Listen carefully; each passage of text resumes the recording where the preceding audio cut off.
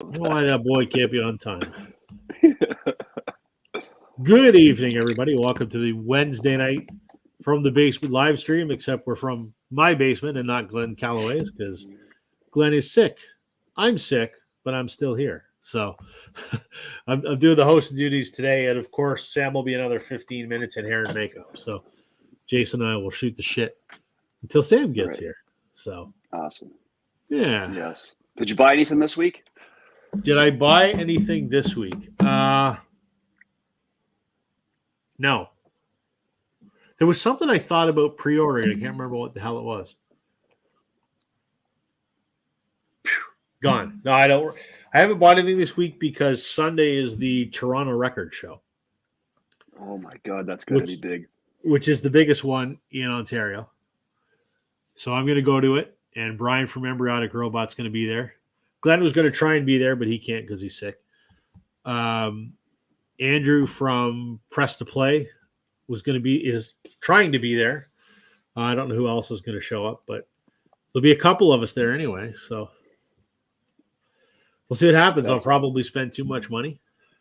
Where's the venue? It's it's called the Etobicoke Olympium, which is just, I think it's a hockey arena just south of the airport in Mississauga. If it's the biggest in Ontario, it's probably like the biggest in the country, if not like number 2, probably. That's what they build it as on their Facebook page, but who knows? Apparently, they're supposed to be like, let me see if I can find it here. Are you a regular at record shows? Like, do you know how to work the crowd, work the room? You know what you're doing? I've been going to them for years. So let's see here. What are they saying? Music talk with John. Rachel's live right now. Yeah, I know. She's stealing our audience. She should know better.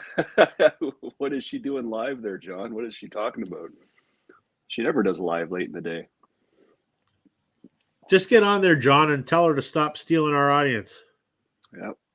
Just go plug us over there. But make sure you come back, no matter what they're saying.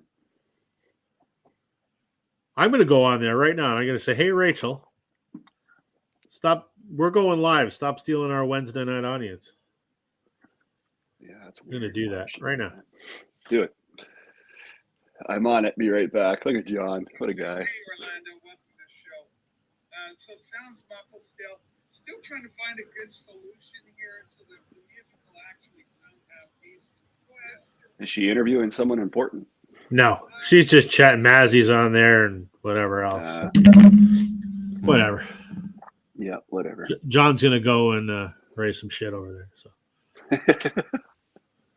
Awesome. I know Rachel's more important than we are, but fuck, this is our time slot, damn it. Yeah. You guys have, how long has Glenn been doing this on a Wednesday? We started this last November, I think. It used to be on a Tuesday. And then we changed it at the start of the summer because I had a Tuesday evening engagement. So it's been Wednesday since May, I think. So it's been almost a year we've been doing this. Yeah. Hang on. So. Yeah. Yeah. God. Did you buy anything this week? No, I've been waiting for. I bought that Meters record that Jackpot Records was selling.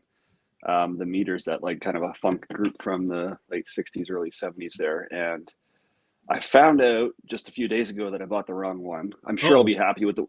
There's like 3 of them that they reissued, all Kevin Gray mastered and all this stuff. It looks good. All the reviews are positive, but I thought I bought the one with the song Sissy Strut on it, which is like their most famous track. Right. And I didn't. But I'm sure the one I bought, I'll still love. And it's actually kind of exciting to get something you have no idea what's on it, right? So I didn't even want to stream it. I know all of it, and I'll probably just end up buying the other one too. But yeah. Yeah. And I was just in Vancouver for some work-related stuff, and I went into a record store there, but came out empty-handed. The prices were just insane. And actually, I texted Steve Westman there. He works right in the area. I said, "Geez, man, the prices are pretty crazy." He's like, "Yeah, don't shop there." Yeah. It was like astronomical. Like, I think it's in Gastown, so it's in a very touristy kind of section. Cruise ship people walking by and all that. I know it well. So, it makes sense that it would be a little bit of an upcharge, but that was like, Jesus, I'm not even going to waste time digging. Yeah, it's tough these days. Any record store is getting expensive, and I had some conversation back and forth with some folks on my Amazon video, and they're saying support local. I'm like, I always have supported local. This is the first Yeah. record ever that I bought from Amazon. But truthfully, Yeah, you made that pretty clear. Why would someone give you a shit about it? It's like, I don't know if they were giving me shit about it, but they were saying I that's know. what they prefer, and they were just adamant in their support of that, which I agree. Yeah. But I look at it and I go, I want to support the locals. But if it's the same bloody record is $10 cheaper at Amazon and gets delivered to my door for free, I'm not made of money, you know? Yeah. It's a very expensive hobby. Oh man. That's why I'm trying to cut down on new stuff. I'm only buying new, and I bought a lot of new records, but I'm really dialing that back because it's too expensive. So unless it's something I really, really want, like they just announced yesterday that Oasis Master Plan is coming out of its 25th anniversary reissue. Big Oasis fan. I love Master Plan. It's a B-sides collection from the early 90s, mid 90s, I guess. I thought maybe I'll buy it. And I looked at it and it's remastered. But other than that, and it's on colored vinyl, there's nothing new. So I'm just like, yeah, you know what? I think we can pass on that because I'm not getting anything I don't already have. If you'd thrown some bonus tracks in there, then I'd have to think about it. But if it had been a year ago, I would have just bought it, right? I'm like, it's remastered. Great, I'll buy it. So would that be right after the What's the Story album? Like, would that include Yeah. B-sides from that? Yeah. It's either after that or it's after Be Here Now. I can't remember. Mm, So yeah. it's really good. I love it. I have an original press of it. So I still remember when What's the Story came out, how crazy huge that was, like Wonderwall and Champagne Supernova. And that's Yeah. and I've said it before, one of the most definitive albums of my life. So I played a huge part in a very important summer for a young teenage Rob. Let's put it that way. I have very similar memories of that album. Yeah. You can guess where I'm going with that. Yeah. Yeah. I think you might as well just tell the whole story. There may have been Full there details. may have been a female that got me interested in that album. Nice. Yeah, that's good. And do you have one pressing of that, or is that one of those albums that you have multiples of? I have two. So I have, Right. I don't have an original. I wish I did, but they're like $300. Probably, I have so they reissued it the first time, and I want to say 2007, 8, 9, somewhere around there was the first reissue. I have a counterfeit version from the early 2000s. Because figured at least that. Hey Sam, how's it going? Yeah. Yeah, Whoa, look at that hair! Woo! Holy moly! yeah, we got it clean. Jesus, the Yeah. women are throwing panties at the computer screen. That they are not. Jeez. So I had this bootleg version or counterfeit version of it because I figured it's better than nothing. Sound quality was reasonable, but it's obviously not legit. So when they came out with the first reissue of it in the late aughts, I bought it. And even that pressing now is kind of crazy expensive. I like an original, but can't afford it. Maybe there'll be one at the show. And the guy won't even know how valuable it is, right? Man, I've never had I've never stumbled across one of those, holy shit, this person doesn't know what it is kind of deals. Yeah, that's pretty rare moment. Probably even more and more rare as time goes on. Yeah, exactly. There was when I was visiting my friend Tommy back in December last year, and we went to a place in Greensboro, North Carolina called Hippo Records, and they had the cleanest. And Rob, if you're ever in North Carolina, try to get to Greensboro. Unbelievable record stores. And this place called Hippo, I got the cleanest copies of a bunch of. Granted, there were Ringo albums, but I got Ringo albums. I got some McCartney. I got a copy of Head by the Monkees. All of them just mint, like stone cold mint. And Tommy, he got a Badfinger album that he said it's the cleanest he's ever seen it. And he goes to a lot of record stores. So I mean, it was just one of those things. I think they knew what they had, but I think they were just like, we're not going to do anything with these. I don't know if they were in it to make money, but I mean, I got all those Ringo albums for like $7-8 a piece, and they were all just That's all right. stone cold. Yeah, just stone cold mint. Like Rotogravure, Stop and Smell the Roses. I got I got Sentimental Journey, and the Ringo album. So yeah, it was a good haul. That's a good haul. Yeah, It's a it was very good good stuff. haul. I know Greensboro well. I've spent a lot of time there when I used to work at High Point. Yeah. So if you ever get to go to Hippo, it's clean. A good mix of new and old records. Nice.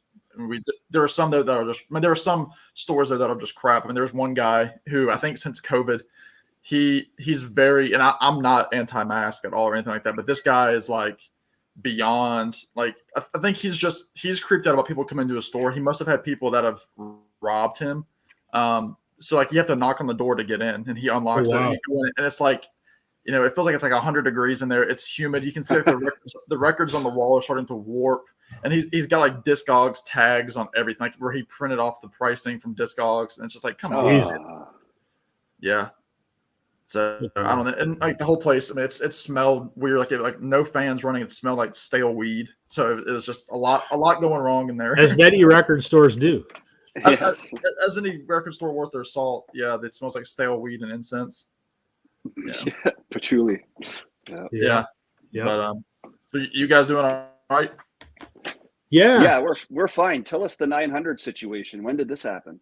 Congratulations, by the way. Yeah, I know Rob messaged me a couple days ago about it. I think I have a short to thank for it. And John, I can see in the comments, is talking about the Traveling Wilbury short.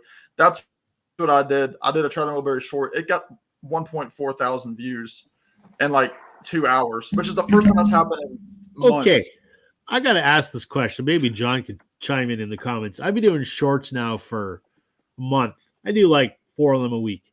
And they just play a snippet of a song and the artwork and whatever. And I've had one that got to 1,000. Everything else is like 200, 300, and there's just no traction on any of it. And I go, what? John used to rave about how shorts are magic. Bullshit. They don't do anything. Yeah, you can put them up for big name artists. Like I could do 2 shorts back to back. I could do 2 monkey shorts. The first one gets like 40 views, and the next one gets 2,000. I'm like, these are posted within an hour of each other. So speaking of big artists, I did a short for arguably the biggest artist on the planet. I did a Taylor Swift short. I got 600 views. That was it. That's surprising. Right? Do you hashtag it? Did you hashtag it? I do. Absolutely. And do you put her name first, like hashtag Taylor Swift, and then from there? Okay. Yeah. Yeah, that's all I do. Just didn't catch on. It's got to be like the exact right time of day where like I guess hits in the current. Like I don't understand it because I've done Tom Petty ones, I've done Beatles ones that haven't done 200. I think the one that I've like my biggest one maybe 1.8, but so I haven't had anything completely blow up. But that short, and then maybe I think Glenn had a video where he kind of pushed, like I was honing in on it and he pushed, and that might have got me a couple more. But it ended up getting me the last week. I picked up 15 subs. So wow. Well, congratulations, Sam. Yeah, well deserved. Thank you. Wow. Yeah, I have never gone down the rabbit hole of like watching YouTube videos on how to be a YouTube content creator, but I know that there is like certain days or times a day when you release something that your percentage of it, like, percentage of exposure increases. Like I think I saw that when I first started posting on Instagram, that like, oh, you want to make sure you post like, I don't know if it was early, I think it was early morning or something like that, or I don't know. And then I'd like, oh, my time zone and how does that all factor? And then I just gave up and it's like, oh, whatever. I'm not doing it for subs or for likes, but yeah, there's probably a right way to do it. Yeah. Yeah. I posted the Wilburys video. It was about 2 or 3 in the afternoon. And actually my sister was here that day, and I told her, I said, let's do a little experiment. I said, I'm going to put up a YouTube short and I'm going to see what happens in an hour. So like I looked after like an hour, it was like 600 views. I'm like, all right, this one's kicking in. Like I know this one's kicking in. And then like I looked another hour later and it was like well over 800. And then it stalled at 1.4. And that's the first one that's happened. I got a lot of views after something was in the news about, I think it might have been David Crosby, and I put up like a Birds one, and that picked up big. And The only one of mine that took off was I did a Robbie Robertson one the day after his death, and that one did like just shy of 2,000. Everything else, nothing. See, I think I did one of those too, and it didn't get me, but maybe 100. Wow, it's weird. So, I don't know. It makes no sense. I'm never going to be a professional YouTuber, nor do I have any aspiration to. So no, and that's the thing. The way that YouTube has changed their algorithms. I don't know how often you're in YouTube Studio, but like, you only need 500 subs now to get that first step of monetization. right. And then you have like what they post 3 videos like in however many hours. Something like that. Like that's only a one-time thing. Yeah. And then the big thing is the watch hours from the viewers. So, but even with that, once you get those watch hours, because I think you need 3,000 watch hours, and I've been on YouTube for 3 years. I've only got 1,600. So I've got just for if I look at the last 365 days, I'm at like 3,200, but I'm never going to afford that. I don't even care about monetization. That's not the. I just want to hit that 1,000, not so that I can monetize, just because that is a nice. That's a nice number. It's a huge It's a milestone. very nice number. see that 1K, yeah. That's all. I just want to hit that number, and I'm at about 867 or something today. So it's going to take me another like 8 months to get that other 140. Well, thing. Some of these guys, like Josh at the flip side, he turned off his monetization. I think he was kind of fed up with the system because he's got like 5,000 subs or something. And it's cool because like you'll watch his videos and you're like, oh, he's got over 1,000 subs. We're gonna see all these ads. His videos start right in, and like that's what you know. I was talking to my buddy Chris O'Neill from Stylus Meets Vinyl, who is a couple hours north of where I live. And he says he loves watching our live stream. Hey, Chris, if you're watching or watching it, he normally watches it later at work. And he was saying he loves watching it, but when he watches it, when Glenn hosts, he goes, there's ads every 15 minutes. I don't watch these back afterwards, so I never. Really? So on the replay, there's ads. Yeah. Huh. He says it doesn't happen when he said to me, it doesn't happen when you host us because I'm not big like Glenn. I'm not monetized. Yeah, so. Usually when you have to hit that skip ad at the beginning, that means they're making a little bit of money. Yeah. I mean, we've seen Glenn get all those tips in the chat. I mean, he's rolling. And he's supposedly sick tonight. He's really just counting his bills. I'm sick tonight too. I've been sick for a week and I'm still here. Jeez. Look at this. These conversations are really inspiring me to start making videos. No, you got to do it, Alex. You got to do it, Alex. Alex, if you want to join us tonight, I'll throw up the link and you can jump on the panel with us. And there is beer, and I'm sure there's vinyl. Let me give. That's cool. Bring this guy up here. Yeah, I was talking to him over, I think, Instagram, and I said, "You got to join us one of these weeks. Get over the fear of being on camera." I said, "It worked for Jason." He goes, "Maybe I will." Yeah, you just have to come in with the mentality of I'm just doing this to connect with people and not to be popular. Right. Like I just didn't have enough people that I could nerd out with, so I'm going all in on my. I've never been popular a day in my life. So why start now? Well, you got 800 people that think you are. Well, I guess so. Whatever. I have a feeling, Rob. I think we might have one album that we match on tonight. You think so? Marsha. Hey, Marsha. Hey, Marsha. I think we might. So we should fill folks in. This was an idea that Glenn cooked up. Yeah. And since he's not here, we're doing it anyway. To hell with him. In all seriousness, Glenn, hope you're feeling better. Yeah. But it was too late for us to come up with a new idea. So Glenn came up with the idea that if we were stranded on a desert island, what 5 musicians would we want to have with us to entertain us or whatever? And it had to be one from the 60s, one from the 70s, one from the 80s, one from the 90s, and one since 2000. Well, that was albums, right? I hope so. Was that? He just said living musicians. He just said living musicians. Oh, living musicians. I picked a living musician from every decade, and then I picked an album from every decade. Oh well, that's even better. Bonus points for you. So we were not supposed to do an artist. There was no rule.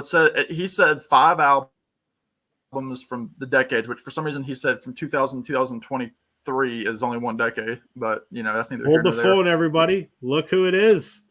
Oh man! Oh, there he is. Alex. Welcome, sir. What's up, people? How are we? How you doing? Hanging in there, trying to get to fall. I feel like we're like hanging on, like it's like 78 right now, and so I'm like, we're getting there. But You were the most traveled man I think that I've ever seen, Alex. thank you. I think. Actually, you say that. I'm about to. This has nothing to do with music or records or anything. But I'm about to do a bucket list trip this weekend. Actually, on Saturday I leave and go to Phoenix. But I'm going straight to Sedona from there, which is like one of the best places ever. And special shout out to Houndmouth because Sedona is like one of the best random songs. But from there, going up to, I don't know if you've ever been to or heard of Antelope Canyon, which is northern Arizona, right on the border of Utah, and it's a whole thing. So it's like a very quick, like I fly there Saturday and then take a red eye back on Monday, so I can go see Peter Gabriel on Monday night. So Oh, wow. that's like the turnaround. So yeah, it'll be a good time. Nice. That's sweet. Nice. Where are you Alex, seeing? nice to meet you, Alex. Are you going to make time for the In Groove? So actually, funny. Last time I was in Phoenix, I went there. Cool. That was maybe a year and change ago, and like Mike was working there, and like just kind of, it's weird because like you're like kind of fanboying, but not really because it's a record store. But it's also just weird because it's like I follow him, you watch him, and then you like see him in your real life, and you're like, he's just an owner of a record store. With all due respect, but Yeah. I'm not sure if I'll stop by because here's my thing, and actually it goes to a point that I think Jason, you were talking about earlier with your visit to out to Vancouver. Was the thing is with the In Groove, and this is not like talking any sort of trash. I think actually it's been said that for a city as big as Phoenix, it's the 4th largest in the entire country. They have so few record stores, which is just weird. And so I do buy a good amount of stuff from him online, but his used stuff, in my opinion, is way like is really expensive. At least in comparison to what I can find locally. So yeah.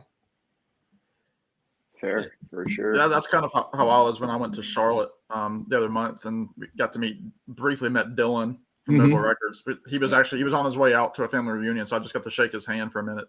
But yeah, Did he not say, "Holy shit, you're Sam St. John"? no, but the guy Look at behind that the counter hair. the guy that I went to high school with, who I had no idea was going to be working there, who I hadn't seen him since probably 2007. He knew my name. That was the weird part. Where I walked in, this dude says, "You're Sam St. John." Like he starts listing off all these facts about me. And then I was like, "Do I know you?" Because this dude was like tall and thin. He had like a tattoo and a mustache. I'm like, "Who is this dude?" He had a nose ring, and he told me who he was. Like the last time that I'd seen him, he was like a very heavy middle school boy with a very smooth face. So it wasn't because of your YouTube fame. I thought that's who it was at first. That he was like, I'm like, is this my first like fan here? But I'm like, no, this is just some dude that I went to school with for a couple of years before he transferred. Rob, has it happened to you yet? Have you been recognized Never. on YouTube? Never. Nah. Oh, God. And I don't think anybody ever will. I recognize you, Rob. Well, thanks, Sam. Yeah. I am going to wear a Northern Revolutions t-shirt to the Toronto Record Show this week, though. So Oh, you'll get some fans there. No. You should put like a Venmo like QR code on your back or something for them to give you tips. That's good. Just scan my back. I'm sure. Scan my back. Or honestly, people do that with like, support my channel. Like you can just link up your channel to it. Like for some people go crazy with their merch. Well, that may be coming soon. You're gonna go down that route. No. Only here's the thing. Yeah, I'm gonna have shirts because I've actually had emails from people asking, "Can I buy a shirt?" I'll have my wife make them and I ship them out, but it's a pain in the ass. So I'm just gonna have one of those companies do it, and I'll just sell them at a couple bucks. I don't really give a shit. I'm not in it to make money, but if someone wants a shirt, cool, knock yourself out. It's more so that if I want to get a shirt, I get a shirt or I get a hat or whatever. That is the only reason I'm doing it. So yeah. Sam will actually be down, not necessarily in your neck of the woods because it's a big state, but I will be in Virginia in a month and a half. But I'll be in like Newport News, Virginia Beach, Norfolk area. So Okay.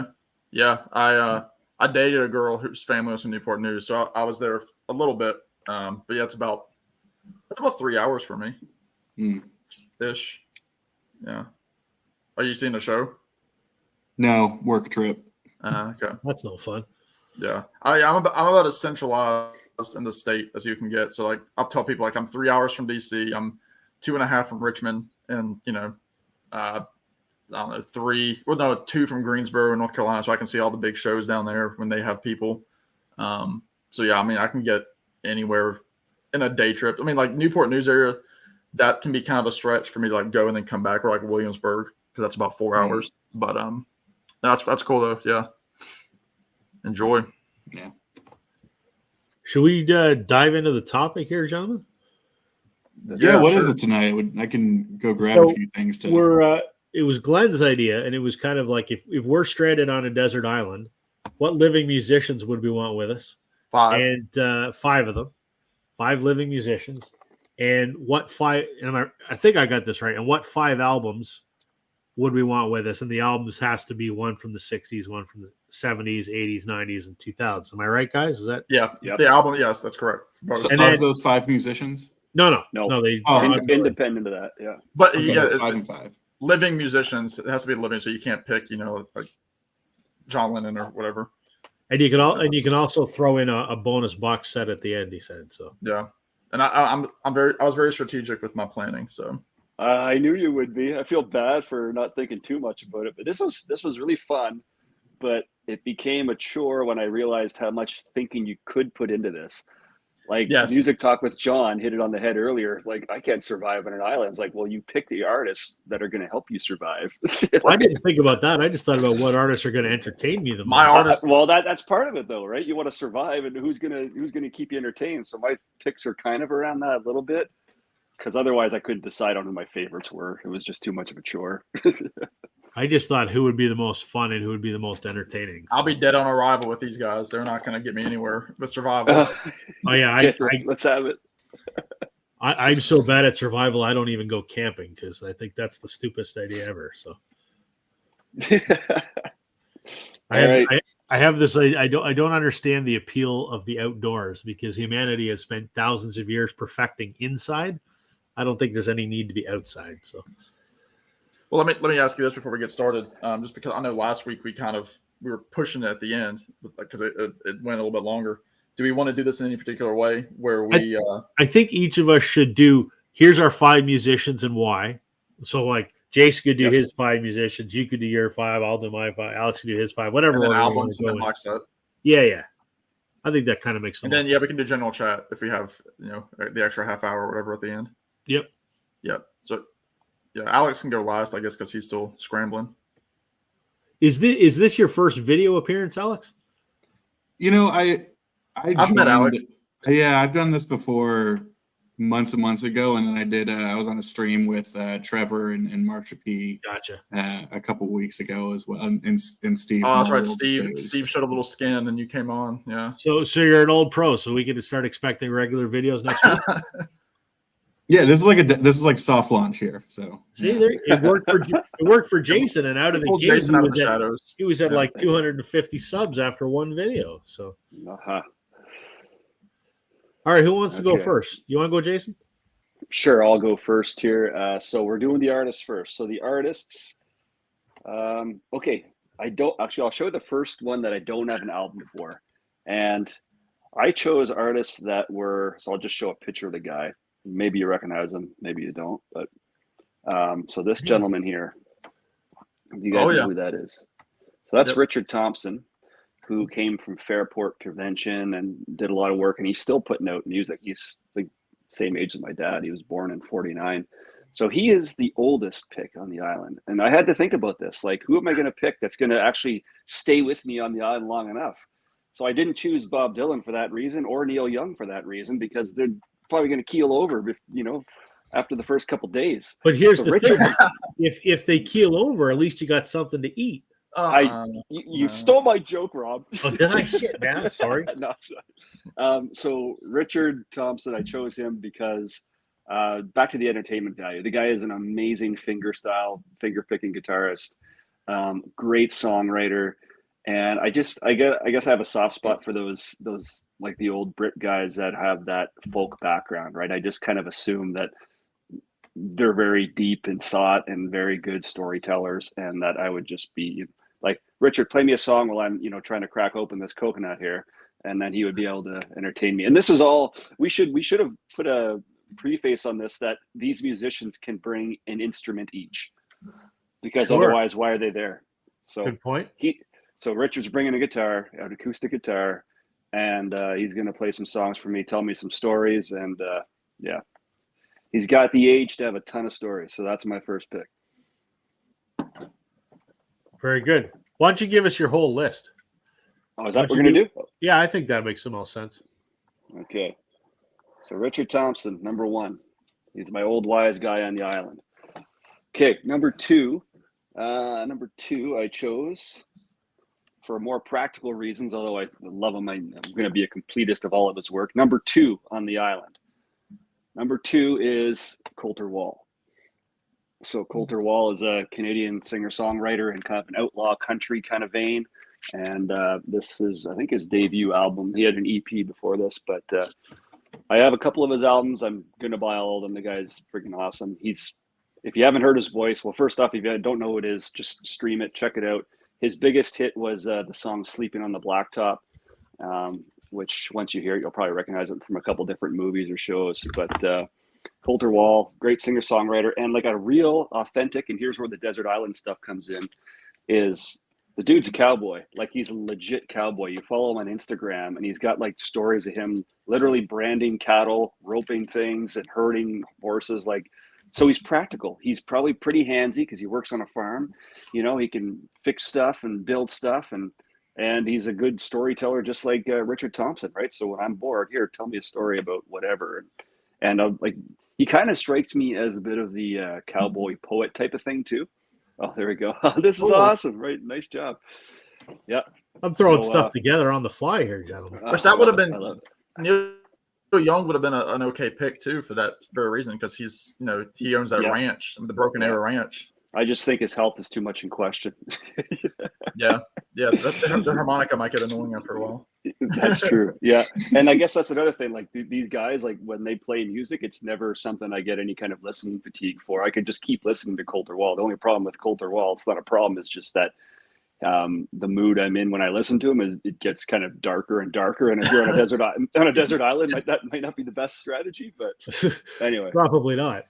Yeah, so he's a calm dude, good storyteller, great guitar player as well. So he's coming to the island with another acoustic guitar. Okay, number 3. Let's put up. I couldn't help but pick my favorite artist of all time, the singer for my favorite band of all time. So I'm taking Eddie Vedder with me. So that's his album Earthlane he just released. And the point of having Eddie there, aside from just being a complete and total fan of him, is that he can teach me surfing on this desert island. Eddie's a surfer, and I think it's important to have a recreational activity to keep yourself sane. And so Eddie's going to teach me how to surf, and he's going to be my best friend forever. Spoken like a true stalker. Yeah, exactly. And then, okay, and so that's 4. Or is that 4? No, that's 3. That was 3. Okay, so then that's 3. So then we're going back to more of a rock blues type of thing, I guess. And I'm a big fan of the Black Keys. I'm taking Dan Auerbach with me. Oh, wow. Dan Auerbach's coming with me. And just like the rest of the guys that I chose, like, here's a guy that's got a lot of depth and knowledge in music, right? So he's really he's got his own record label, so he knows a lot of different genres of music. He knows a lot of what's going on in the music industry. So he knows a lot of people. He knows a lot of stories. He knows a lot of styles of music. But more importantly, he has a real genuine appreciation for blues. And so that's what I wanted him on the island for, is he's going to be able to play those really awesome old school acoustic, Delta blues type of songs for me, because he, of course, is bringing a guitar as well. And I guess they're all bringing acoustics because there's nothing to plug in anywhere on an island. So, and then finally, and I was going to call an audible on this. I don't know if I will or not. Let's see here. Okay, this is definitely out of my comfort zone as far as listening goes, and I don't own anything by these guys. I have to pull up another picture here. But for the same reason, I chose this guy because he knows music and he can be on the island and he can tell me stories about every genre, probably, or at least more importantly, more soul and R&B stuff. He actually released a book that I haven't yet bought, but I think I definitely kind of want it. And I really kind of chose him because of what Sam said in our email when we were lining this up, where Sam said, do we want to create a super group with them? And so that stuck in my head. However, all I have is guitarists, and now I have one drummer, and that drummer is Questlove. Wow. So yeah, so I have a lot of respect for him. Like, I don't know barely anything by the Roots. Like, to be honest, it's almost like a poser move to throw him in there, but I'm not trying to pull that card. I'm just, the guy is a wicked drummer. He knows a ton of great music to the point that he's published books. He's a great individual. Like, he's very much involved in a lot of good causes. So I think he's probably a pretty good dude to hang around with. And he's a drummer. So if we needed some rhythm, banging coconuts or whatever, he's the guy, right? And I think he cooks. I think he just put out a cookbook or like even better food history book. So it'd be like live at Daryl's house. You can cook and eat and play music. Awesome. Yeah. So there's my selection. List. So yeah, I like that a lot. It's a good one. You want to go, Sam? Actually, let me just caught up on some comments here. I've been negligent in my comment responsibilities here. They're all just talking about missing Glenn. They don't care who's on now. Hey, Rob, while you're reading those, I'm going to go grab some props really quick. Go grab some stuff. How about her? Oh, props. All right. Yes, Alex needs to start his own channel, and that's why we dragged him up here. Absolutely. That's why he disappeared too. Can't stand him, but all you would need is Ted Nugent. Yeah, he could just bring his bow and arrow. Hey guys, Hey, Trevor. it's all right that you're late. We don't check for attendance. Tim, I'm late. Well, Tim's probably out stalking celebrities. Tim, I have talked a lot with over Instagram. Fascinating guy, and I want him to start a YouTube channel too. He's in Ottawa, and he has a knack for meeting any musician you could think of. Every day he's sending me pictures of, here's me with all of the members of Cheap Trick. Here's me with Bryan Adams. Here's me with everybody. Tim, hats off to you, sir. You need to start a channel and tell some of these stories and show some of your stuff, because daily I'm impressed with the stories you share with me. It's pretty awesome. Wow. Can it predate the 50s? No, it can't even predate the 60s. What kind of turntable would be available on an island? A solar-powered belt drive Coconut 1000. Don't ruin our fun. I'm going to skip the highs and hays and hello. Are we live? No, we're not. If Eddie is on Jason's island, can others bring him? Yes, absolutely. Yeah, these are not the same island. Yeah, but he's going to like my island the best. We're far enough away that we can wave to each other. Yeah. For purely practical purposes, Trevor would say I'd have a silent Ted Nugent. Can you have a silent Ted Nugent? He doesn't strike me as a very silent type of fella. No, I don't think that's possible. Even if Marianne couldn't play anything, I'd want to hear. Well, there you go. Tim's going to give us his top 5. Right on. I love it. And Matt says it depends if the professor from Gilligan's Island is on your island. But the thing is, the professor never really got them off the island. Tim wants Taylor Swift and Jewel. I wonder why. For Yeah. sure. All right. Why don't you hit us with your list there, Sam? All right. Well, I will just again. I took this the route where I'm trying to utilize as much music as possible on this island. So that's why when I show my top 5 albums later on, they will not have any overlap with the musicians that will be on my island. I sort of went the same route. And again, like John said, John, wow, I need to talk with John. He's always on my mind. What Jason said, all these people are going to be showing up with an acoustic guitar, as I'm sure the other two will follow suit. I'm going to go with my I got a couple of older stalwarts, but the amount of music this man has, he's my number one. I'm going to start him right off the bat. Bob Dylan, just so he can play all those albums in their entirety for me. How do you spell that again? Oh, right, yeah, right. GOAT is how you spell it. Nice. But just because I was like, oh, when I was thinking about albums, I'm like, oh, I've got to have blood on the tracks in my grouping. But I was like, no, I can just have Bob Dylan there, and he can play me all the demos from Blood on the Tracks. So even with 82-year-old Bob Dylan vocals, I think that would be pretty sweet. And he's written 1,500 songs, something like that. So and he knows so much about like folk music and blues and country. He could sing hours and hours and hours of cover songs, and I would be okay. Plus, if things get real bad, we could just smoke ourselves to death with all the cigarettes and things that he's going to bring taped inside of his guitar. Yeah. So, and we'll use that to start our fires too. So he might be a little bit, crafty with that regard. We can start the fire with his cigarettes. So Bob Dylan, no surprise, he's going to be on my list. Let me go with another one of the older folk. Again, somebody else who has an album in my top 10 of all time. And I was like, well, I know I need to bring this album. And I'm like, no, why not just bring the guy? And that way I get all of this music from his career that dates back, I think, to like professionally around 64-ish. And I'm talking about Paul Simon. So that way I get all those Simon and Garfunkel tunes. I get, his 40-plus year career as a solo, actually really 50-year career as a solo singer. So, I get all of that stuff. Loves Me Like a Rock, Mother and Child Reunion, all the Graceland stuff, Hearts and Bones. But then also I can get, like Homeward Bound and The Sound of Silence and all that stuff. Bridge Over Troubled Water, Feeling Groovy. Like I can get all that stuff from Paul Simon. Plus, spending enough time with Paul Simon on an island, I think that he could teach me a lot about guitar finger picking, just because he is so strategic in all of his chords and all the notes that he uses in his songs. So I'm definitely gonna bring Paul Simon.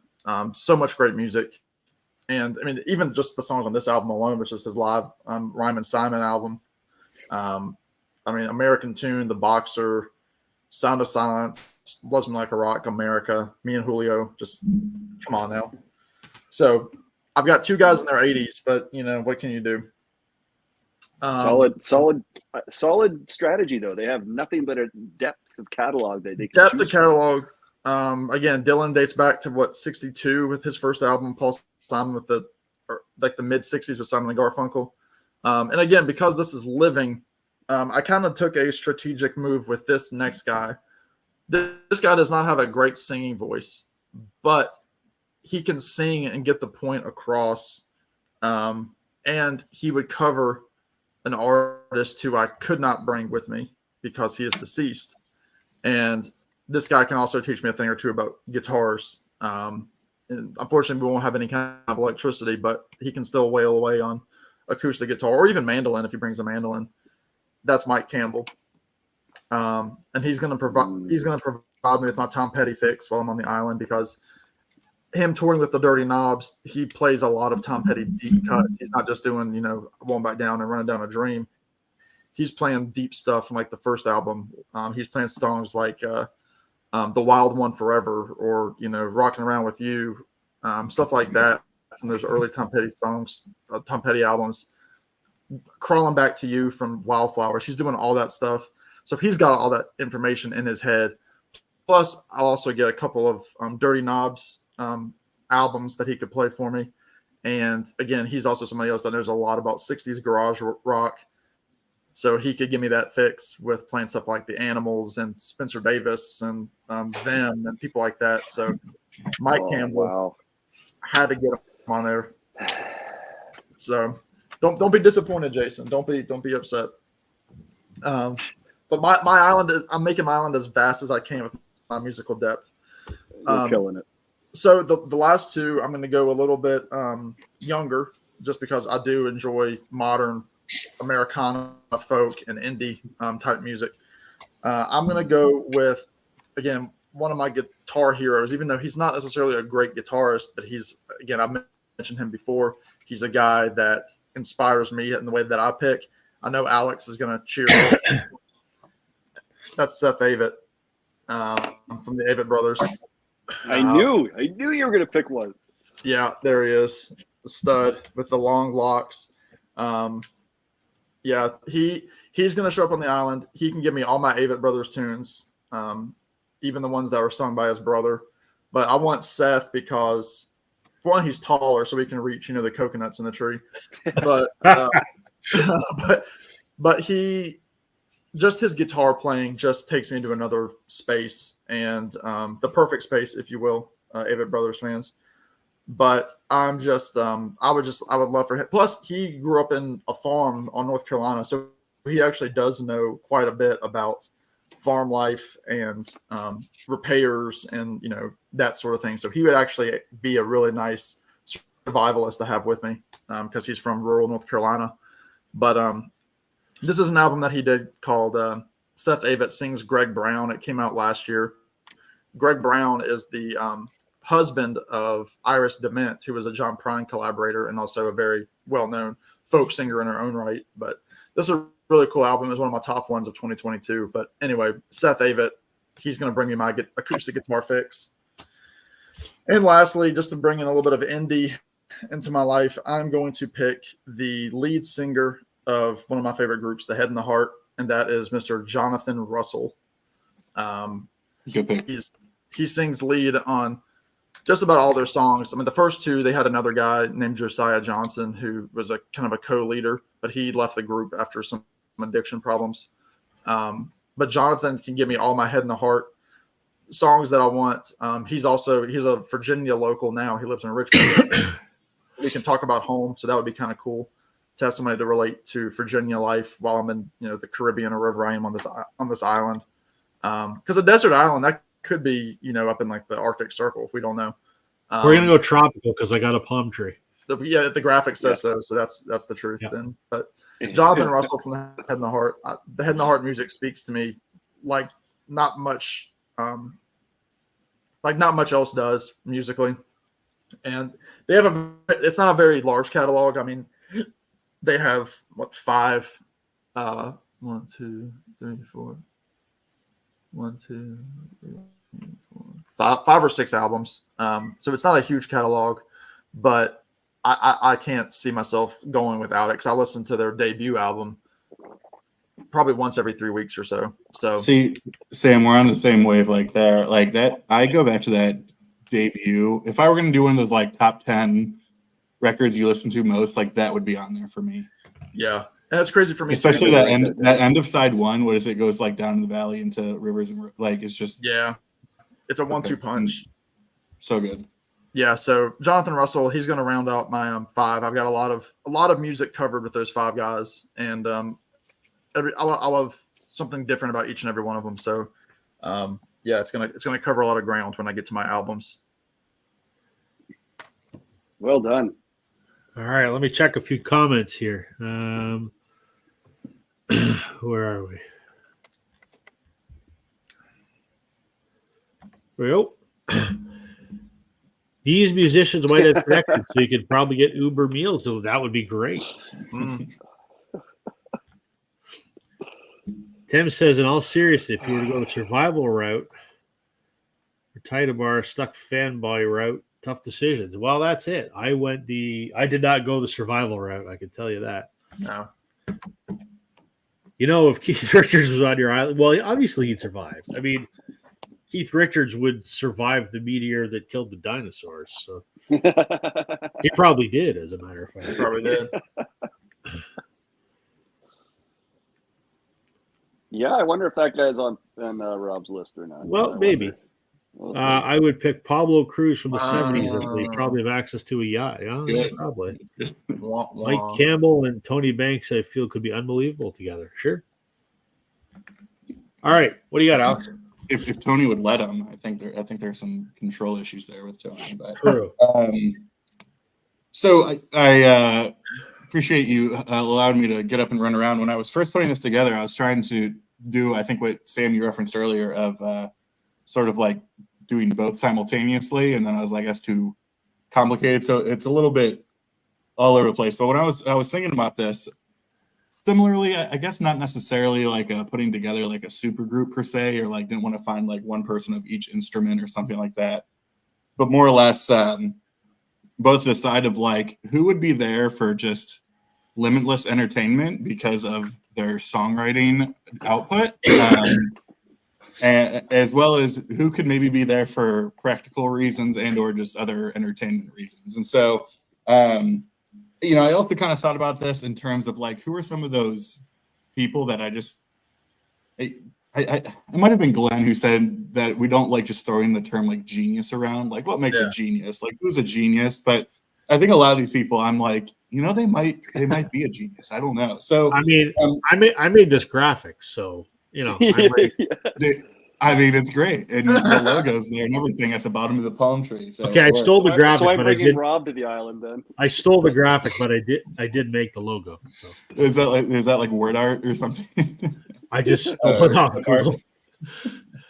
The other thing I wanted to do too is, and maybe this is practice for whatever I decide to do with my channel, is maybe represent some artists too that maybe don't get mentioned in these types of spaces as much. So we'll start. Actually, I'm curious if I was actually expecting Sam maybe to bring this up, that he didn't. But I guess my first pick, again, living and to me just unlimited entertainment and songwriting value, is going to be Tom Waits. I'm throwing him on the island. He's someone that I think is actually still pretty new for me in terms of like have really only gotten into him over the last year or so, but it was one of those, I know the name, get into him, and then just was hooked immediately. Yeah, Jason, are we like adding you? Right? Is this like a subtweet to you? Right I made Jason cry last week by sending him a couple of tracks off of Closing Time. I wanted to put it to a dark hole. I couldn't put him on this island with me. Well, it's funny. I remember y'all talking about that, and I was in the comments with it of it's really tough. Like Closing Time's the perfect record, a perfect place to start. And then you also have that other layer of like, it's kind of also one of a kind in the catalog too. And so it's like, if you love that, that doesn't necessarily mean you're going to love everything else, but you could love other aspects of everything else. So this was Blue Valentine here, little promo copy, which is kind of fun. But I just think I would just watch, I don't know, he would just be a fascinating person to watch anyway, but put him on an island. It's got the great song "Christmas Card from a Hooker in Minneapolis" on it. Oh, right. I mean, exactly. One of the great songs. Of course, I say, I want to talk about someone who doesn't get talked about a lot, except Sam talks about and trying to convince Jason to do it all the time. But this is a group we don't talk about enough. This is the only record I own by them, although there are others I should probably get on. I saw them live a couple years ago. And they're, I think, a band that probably gets looped into other genres that maybe they don't deserve to or whatever that is. But again, purely from like the songwriting output, the story fascinates me of Rivers Cuomo from Weezer. I don't know exactly. This is like a half-truth, like drunk history sort of version of it.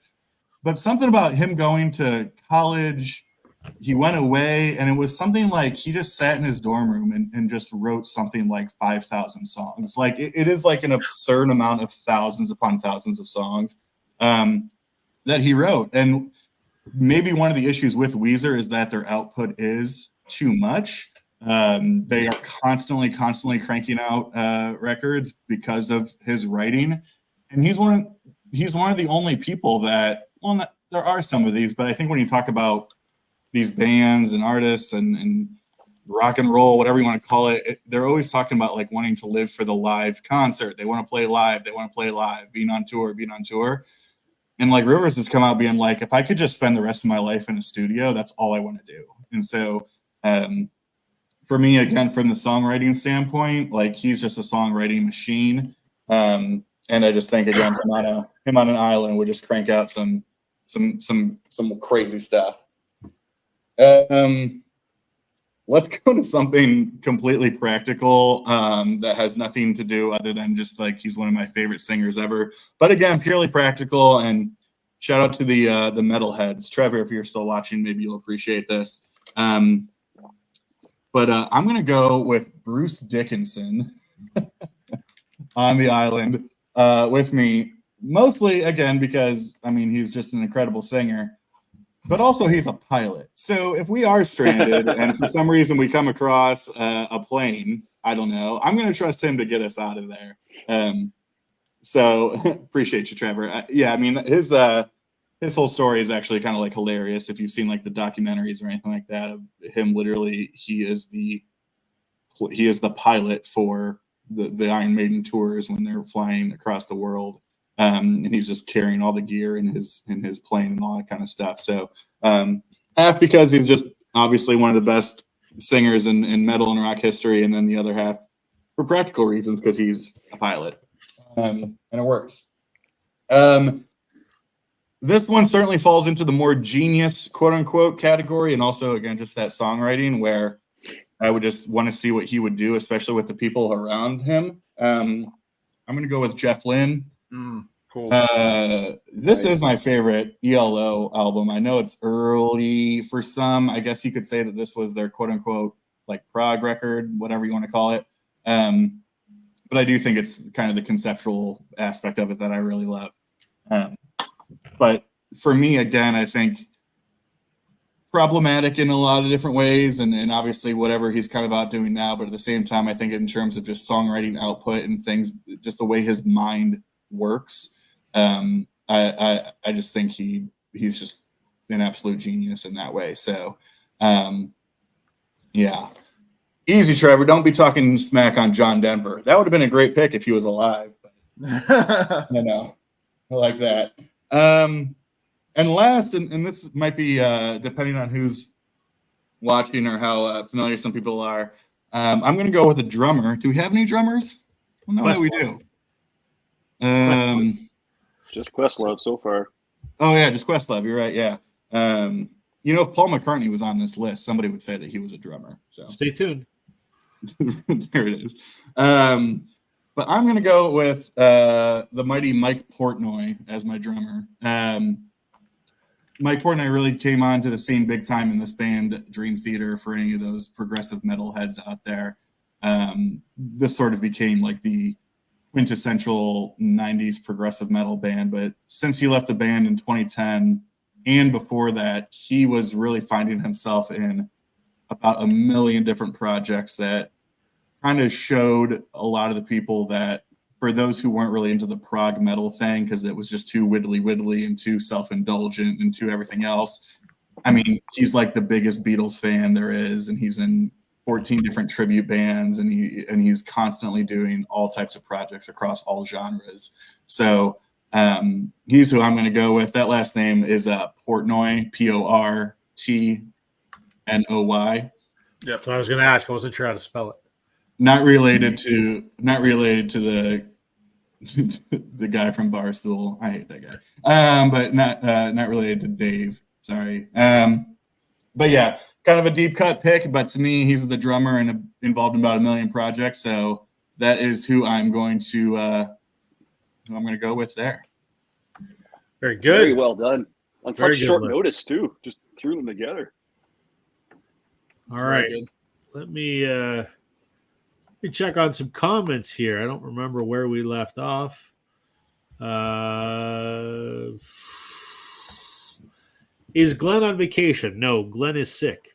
I am also sick, but I'm here. Glenn's probably sicker than I am. So, Tim thinks Ron Sexsmith. A songwriter, but a person who is criminally shy. So I don't know how much fun he would be. I don't know. Let's see here. There you go. Self-titled, retriever, time being, a long player, late bloomer. Those are where you start, Jason. Wrote them down, yep. All right. He tours around here all the time. So if you ever, I can always head. If I have a buddy of mine that goes to his shows all the time. If you ever want something signed, I could probably hook you up. Nice. Definitely better than John Denver. Well, I don't know. I'm not a Denver fan, but I love what do you do? John Denver. Nice pick. Portney is a sick drummer. Rob's would be Paul McCartney, Joe Walsh. Oh. Well, you're not too far off the mark on some of those. So let's just let's see where we're gonna go here. Taylor So Swift, Susanna Hoffs. You got it.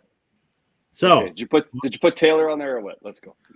So the first person that I'm going with is Sir Paul. If I could type, Paul McCartney. And here's why. I didn't go. Who's Gonna Help Me Survive because he's 84,000 years old. I just went with people that either I think would be fun and entertaining, or people who I would just want to sit and listen to their music all day long. And I thought, you know what? If I bring Paul, I get half the Beatles catalog that I can listen to anytime I want. Hey, Paul, play me that song. Hey, Paul, play me that song. Hey, Paul, if you play Yesterday, I'm going to bean you over the head with coconut. So, Can I interject for one moment here? Sure. I think it's hilarious that we're all presuming that we can tell all these people what to do on the island. that they'll listen to us. Anyway, carry on. Yeah, if anything, they're going to get ticked off that we got them trapped there with them. Yes, what a horrible idea. Anyway, great choice. Carry on. Right. So, Paul McCartney, I get half the Beatles. I can't have John, so I'm going to take John's my favorite, but I'll take Paul. Plus, he's a pretty impressive solo career. And I also just think, I could steal a guitar from one of my other guests, and it would just be, I don't know if any of you play guitar. I know Sam does. How fun would that be just to sit and just play songs with Paul? Shit, that you could entertain yourself for days on end doing that, right? So, and he also plays drums, so and bass and guitar and piano. He's got everything, right? So, yeah, one man band. So Paul McCartney. Number 2, I got to even look at my list here. Hold on. Number 2 on my list. Oh, yeah. This person, I think, would be probably the most fun person you could be stranded on a desert island with. The man has never taken a moment of life seriously. And I think he would be great for morale when you're just about to, slit your wrists or whatever. I think he would cheer you up, and that would be my guitar hero, Joe Walsh. The man is a party when there's not a party. I just think, well said. I love Joe Walsh. I would love to play guitar with Joe Walsh, but I just think he would genuinely be a fun guy, and I'm sure that he's got some stories, and it's no hotel room, but he could trash that island pretty good. So. Joe Walsh is my number 2. My number 3 is someone that only Jason will know. Maybe Tim in the comments will know. But I'm picking this gentleman, Greg Keeler. Right? I could have predicted that. One of the 2 frontmen and founders of Blue Rodeo, one of my favorite bands. I have met Greg more times than I can count. I've also met his songwriting partner, Jim. Greg is genuinely and sincerely the kindest man, and Jim is a dick. Let me phrase that. No way. No, Jim is very polite to your face, but I get a dick vibe from him, and I've met both of them. No one likes a dick vibe, do they? Yeah, it's too bad that Jim's giving you a dick. It's just too bad. The I vibes are off, man. I just, what? I much prefer Greg. He's much more amenable. I swear to God, I thought of you picking him earlier today. Greg Keeler is the reason why I started paying attention to Blue Rodeo, watching the old videos and stuff. And he was the one that kind of had the magnetism that was like, oh, who is this cool older guy songwriter dude? Jim is the ladies' man, and he knows it. Yeah. And Greg, they're the Canadian Lennon and McCartney, right? Keeler is the Lennon, deeper, philosophical, and just such a nice man. Like I said, not that Jim's ever been rude to me, but there's been on more than one occasion that I have had conversations with him, and really it felt like he was going through the motions, where Greg genuinely was engaged in the conversation. So maybe I'm a little biased. Maybe I just caught Jim on a bad day, but and then I look at the two of them. Who would I rather sit and jam with? Greg. I love both their songs. Greg's songs are so much better. You look at, I mean, he's got some weird stuff, including on this one solo album. But out of the two, I would sit and play Lost Together on the Beach with Greg any day. I mean, that would just be phenomenal. I know that means virtually nothing to most people watching because you have no idea who Greg Keeler is or Blue Rodeo, but one of my musical heroes locally. So, Greg Keeler. Number 4 on my list, I am going to pick Noel Gallagher from Oasis. Love Oasis. I've always thought Noel was a talent in that band. I don't think Liam sings that well anymore. Now, his last album wasn't too bad, but I would just love to have Noel on there.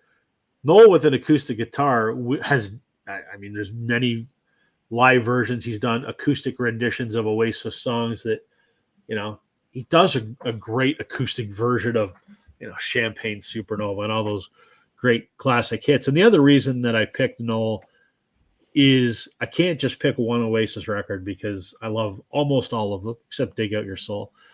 I can't take all of them. So if I bring Noel, he's going to do all the songs. So he wrote them all except for a handful that Liam wrote. So I get Noel, I get almost all of Oasis' entire catalog, and I get his solo stuff. I love most of the stuff he's done with the High Flying Birds. So Noel Gallagher is going to be my number 4. And my number 5, I wonder who I should put as number 5. Oh, this is someone that I don't know if a lot of people have heard of. There's a young musician named Taylor Swift. Here we go. Don't know if you've heard of her or not, but I'm going to put her on my island, and hopefully everyone else dies and it's just her and I left. Dear Lord.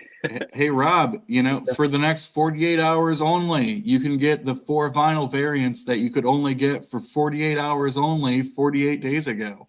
I know. I didn't order them for that reason, because when she pulled that shit with Midnights, where she released the first one and then the other 3 were for 48 hours only, and then I bought them and then they were available forever. So I'm like, fuck that. I'm not doing it. Then they're on Amazon for $20 for the rest of your life. Who would have thought? I know. And there's actually 5 variants. There's another international variant that's not on her website that has an extra song. And I'm like, I love you, Taylor. I really, really do. But actually, you know what, Rob? We can actually talk about that. Let me get you, because of the Dirty Honey thing, the one I'm going to get is going to be the Target version, because that is the one that has the extra song on it. Right. Oh, awesome. So I know Target doesn't exist up No, north. it does not. So let's do a swap. We can chat about that. And, absolutely. I apologize. I haven't been to the post office yet. We've had a week of, I've been sick. My wife's been sick. My son's been sick. So I haven't left the house in a week. So I will get it looked after this week for you. So it's okay. No rush. But yeah, we can talk about getting you that Target variant. So. Awesome. That's cool. In all seriousness, you know, I joke about Taylor, but I am a fan. I am a Swiftie. I like their music. And let's say on a desert island, she's not hard on the eyes either. So there's my top 5.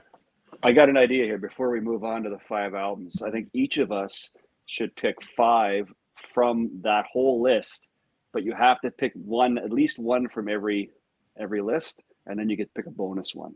So pick 5 based on what you see here right now, but you have to pick one from everyone's list. Ooh, cool. And the bonus one can't be from your own list. So shit. So now you have to pick one from everyone's. All right, I'll go first. Dan Auerbach, Mike Campbell, Jeff Lynne, Taylor Swift, and Rivers Cuomo. You got a group there. I mean, that could work. Okay, I'll go next. I'm gonna take. So what's the rule here? I missed it. You have to pick 5. You can only pick one from you, and you have to pick one from every list, basically, right? So I'll go and I'll pick. Rob sold me on McCartney. I think him playing guitar would be pretty damn awesome. I think the Jeff Lynne is a good pick. God, Sam's list is the hardest for me to pick from. I think I'm going to go with Paul Simon, and then I'm going to stick with Eddie. Okay. All right. So essentially, we're picking a bonus from one of the 4 that's not one of the other 3 that's not yours. Okay. Correct. Yeah. I'm gonna go. I'd go with Quest from Jason's. Dylan from Sam.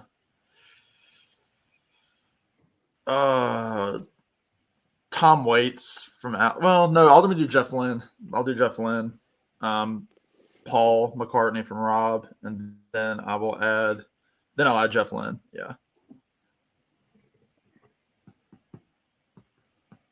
Just to keep it themed, I think I'm going to go with like a full harmony group here.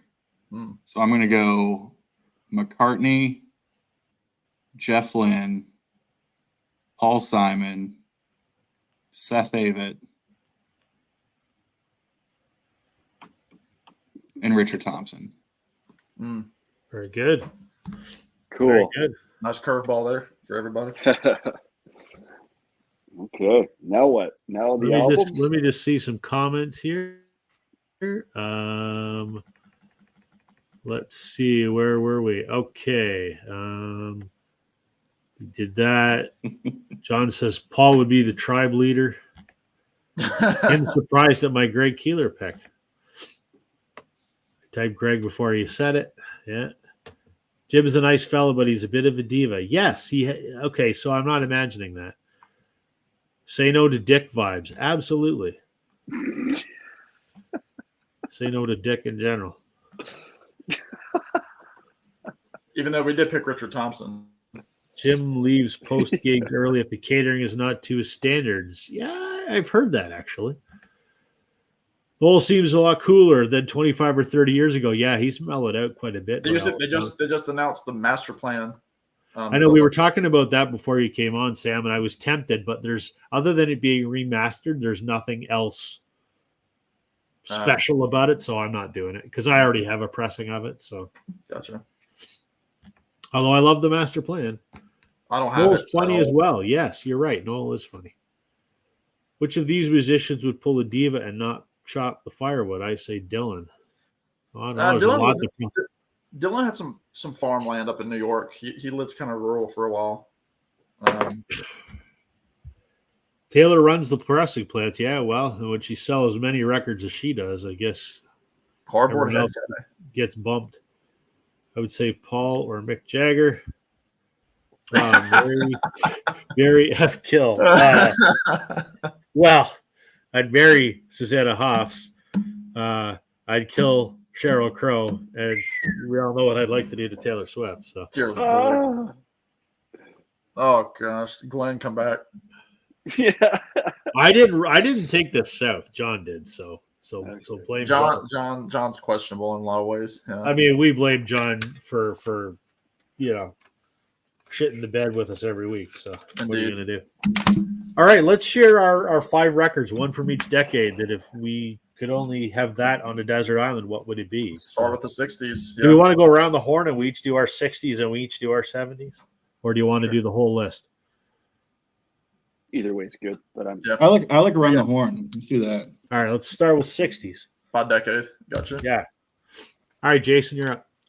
I wish Glenn was here for this because after talking with him the last couple of weeks, this album's been on my mind nonstop, and that's the second album by the Paul Butterfield Blues and then East West. Why this album? Because I'm a massive blues rock kind of fan, and I'm a huge fan of Bloomfield, and he's all over this. Yeah, not much to say. It has 2 really long instrumental tracks, so that's actually a bit of a bonus. And then just, other straightforward blues rock. So nothing complicated, just one of my favorite albums that I can't seem to get tired of. Good choice. What do you got, Sam? Yeah, again, I didn't want to overlap with my the artist that I picked, so I mean I didn't have any Dylan records or anything like that or Paul Simon albums, but I picked this album. One, I'm never tired of this album. The thing with if I were to choose like a Beatles album, I know those albums backwards and forwards. Like if at the very least I can sing those songs in my head and get some sort of satisfaction from them. But I'm going to go with Odyssey and Oracle from 1968. Again, a top 10 album for me, literally. Love everything on this album. I even love Butcher's Tale, the Chris White track that he sings. I've always said the song "This Will Be Our Year" is going to be played at my wedding, whenever that may be. It opens up with a very breezy "Care of Cell 44" about somebody in prison. It's very, very cool. "Brief Candles," maybe after he's gone. "Changes" is a great harmony with like all the guys are singing harmony on it. All 5 of them sing on that. Obviously, it's got "I Want Her, She Wants Me." It's a beautiful little Rod Argent ditty, and obviously it's got "Time of the Season" to close it out. But I think it's just a perfect album. I think that it was, it was swept. I didn't think it was swept under the radar in the '60s because the Zombies broke up, couldn't tour behind it. But it has gained a cult following, and I can't get tired of it. It reminds me of late summer, early fall. So Odyssey and Oracle for me. All right. My 60s album does overlap with one of my artists. I got to take Sgt. Pepper. Yes, I will have Paul on the island with an acoustic guitar. But even if Paul were to perform his songs from this album, they're not going to sound anything like this album.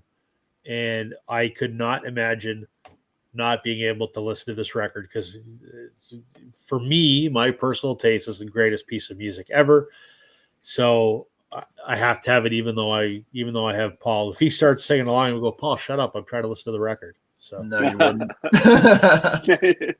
No, you wouldn't. I went out of turn there. Sorry, Alex. Oh no, that's totally fine. It's funny. Sam's like, I don't want to, duplicate, people, and I was like, that's fine. I'll just duplicate people that you did. It might be an obvious choice or whatever. I guess some of these are obvious choices. That's why we're picking them. I'm gonna go Blonde on Blonde. Nice. I do think there is some strategy here. That's a fun glare, isn't it? There is some strategy here. I think with the old desert island picks that you go with doubles in a lot of ways. So I'm like, let's maximize that. And I think a couple things that stand out for me. This had to have been the first at least popular double album, right? I mean, what other double came prior to 66? I think a Zappa album, but yeah, in terms of like mainstream. You're right. Well, yeah, I mean, Zappa's debut was 66, so I guess it depends, and that debut was a double, and so I guess it depends when that was, but other than classical and like opera and things, yeah, rock albums, and something else I think is important, and I want to give a shout out to a YouTube channel because I just don't want to make it seem like I'm taking somebody's idea, but his name's Andy Edwards, British guy, and just a really good YouTube channel for a lot of different reasons. But he did a video where he made a point about Bob Dylan's impact on prog, and I'm a big prog guy. Bob Dylan's impact on progressive rock, because I think most people would completely put those two on complete opposite ends of the spectrum. But he goes to this point that Bob Dylan managed to, what he refers to as democratizing the sidelong epic, which most people would associate with like a progressive rock, big epic thing. And it's like, this guy was doing, I mean, you think about like Desolation Row and all that. It's like Bob was doing sidelong epics well before anybody else was. And he democratized in the sense of that in popular music, he made that okay, because if Bob could do it, then the idea of the composition just blew up from there. And so I always thought that was a fascinating point. So I'm going Blonde on Blonde. I love Nice that. job. According to the internet, Blonde on Blonde was the first double album. It was released in May of 66, and Frank Zappa was released in June of 66. The thing is, though, with Blonde on Blonde, there is a discrepancy about when it was released in May. If it was released in May or if it was released in August, because I think they're saying May 16th. May 16th, yeah.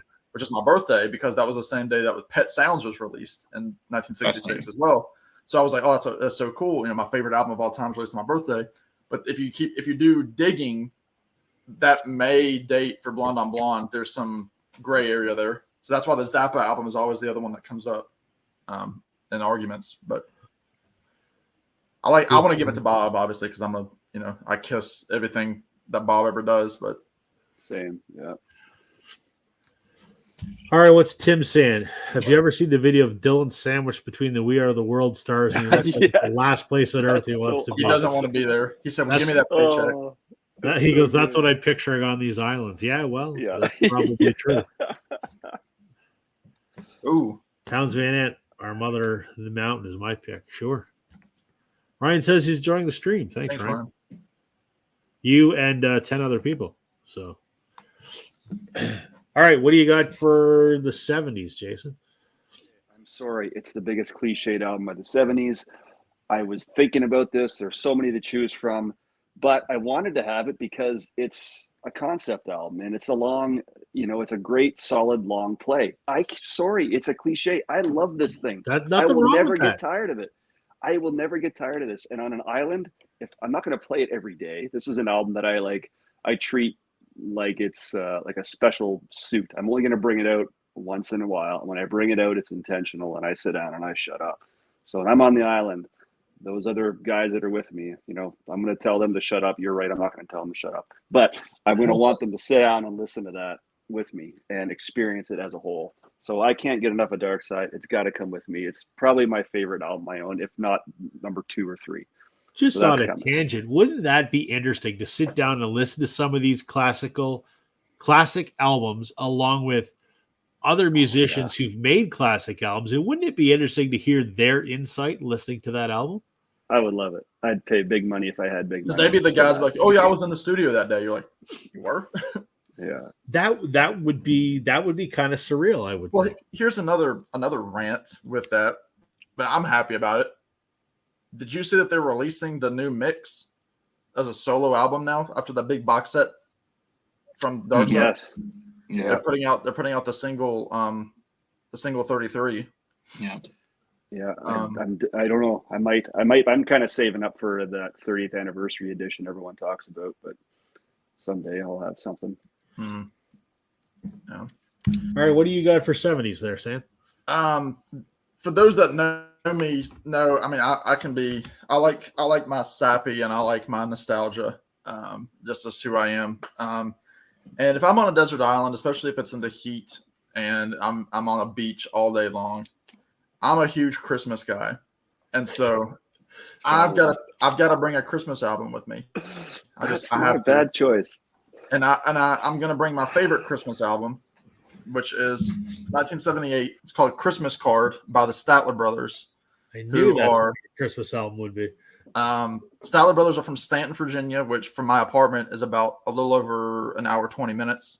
I've had the opportunity to interview the lead singer, Don Reed, and then later member Jimmy Fortune. He's not on this album. He took over for their original. You interviewed them. Why didn't you put it on YouTube, man?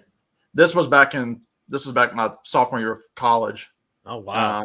Yeah, so it was for a school project. I do have the recordings on my old laptop that I do. So that was only like 4 or 5 years ago then. Right, yeah. You're a young fella. So Yeah. you but should you should seriously dig those up and put them up I- on YouTube. I want to dig them out. I want to get into the interview world a little bit on YouTube. I want to overhaul my channel with new content. But this album, because the Statler Brothers were obviously they got their start singing back up with Johnny Cash. You hear them on the Folsom Prison album, the San Quentin album, a lot of those early hits, and they have originals on here. The first one is called "I Believe in Santa's Cause," which is a really, really cool like adult Christmas song about like what you see as an adult versus a child. They do a really beautiful song called "Who Do You Think?" It's their own take on the Christmas story. They also do, "I'll Be Home for Christmas," "Jingle Bells," "White Christmas." So they do about half and half originals and standards. But this is the album that my family and I listen to when we're unwrapping gifts first thing Christmas morning. Always. I listen to it 15 or 20 times during the Christmas season. and it has to go with me on my island. It just does. So we're gonna go with a Christmas Card by the Statler Brothers from '78. Well, no, from '75. Excuse me. No, '78.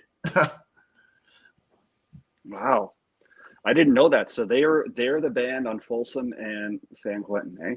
So they're the vocal group. So they're like a gospel quartet. I mean, obviously you had like Carl Perkins playing guitar, and then like the Tennessee Three, Johnny Cash's band. But they were the ones singing background. And actually, if you get like the deluxe version, they do incorporate their stuff on there. So like at that time, like their big hits were like "Flowers on the Wall." Like that was like the big hit. I think that was in was that in Pulp Fiction? I think it was in Pulp Fiction. That song kind of got a second life in the '90s. But I think they are still considered the most decorated country group of all time. Like they hold so many awards. And I'm proud that they're from Virginia and that I've gotten, been able to meet. I've been able to meet 3 of them, and I interviewed 2. So kind of cool. Wow, cool. Yeah, you should probably find that. I wonder what the audio would still be good enough to somehow translate to YouTube, wouldn't it? It was interesting. The way I did it was, I had my college laptop, which was a Dell. This laptop I'm on now is a Dell. But the only way that I could record their audio was I took my phone, and like I had them on speaker on my phone, and I put the phone right over top of the microphone on my laptop and recorded through the laptop, and it came across very clear. Now how it would translate, I don't know. Again, that was 2014, so it's in 9-year-old audio. So I don't know. I might pull it out one of these days. I talked to both of them for about 45 minutes each. So Sam, it's one of the things I appreciate you sort of modeling this, because one of the things I have been wanting to do, and in terms of like collecting and like, all that kind of stuff is I'm an Ohio guy. Like it feels weird to say like I have Ohio pride, because I don't know, it's Ohio, but it is certainly in the sense of I've always appreciated your like pride in music from your state, right? Yeah. And that's something that recently I've wanted to do, but outside of sort of the big, outside of the Black Keys, outside of it has nothing to do with like Black Keys are great, but it's like, they're so big, you know what I mean? It's like I get enjoyment out of hearing stories from people who are like, back when I was growing up in the early 70s, we had this band that just went back and forth and played Cincinnati and Cleveland all the time. And you can manage to find some of those records in local shops sometimes. And it's like these groups don't even have Wikipedia pages, but it's like, Yeah, their story is so cool. And it kind of gives you just like that sense of, that sense of pride for your state and sort of the history for these things, maybe 50 years ago, which is just really cool. And I know, Jason, for you and Rob, it's like the Canada thing is just like a different thing in terms of like, there's that when you're raised on, the CBC or whatever, you have to, it's like what half your stuff has to be from Canada. But no, I've always loved that. It's so very cool. Well, I mean, you Jason, I mean, not Jason, Alex, when you like when I posted that I was going to go see Camp, I mean, you kind of jumped on that too. You're like, yeah, that's Columbus's own, funny enough, I'm not going to say they've quite blown up, but they're much bigger now than they were 4 or 5 years ago. Oh, yeah. And so what's been interesting though is 4 years ago they were playing like the local like city festival. Yeah. Like it was like, come see the local band. Yeah. And now it's like, that's so Yeah. cool. That's cool. Okay. Am I up now? Rob, you want to You go are. and you go ahead. Did you do your 70s pick already? No. I just No, finished do your 70s pick. I thought you were You done. want me to already. go? Yeah, go for it. Yeah, I mean, not that I need to preface this. I mean, 70s, maybe for a lot of people, I mean, this is the golden era of a million different things. And although this is probably not my favorite or the Desert album or whatever you want to call it, I actually pulled this for the first activity to kind of fall in line with like that whole Genius thing.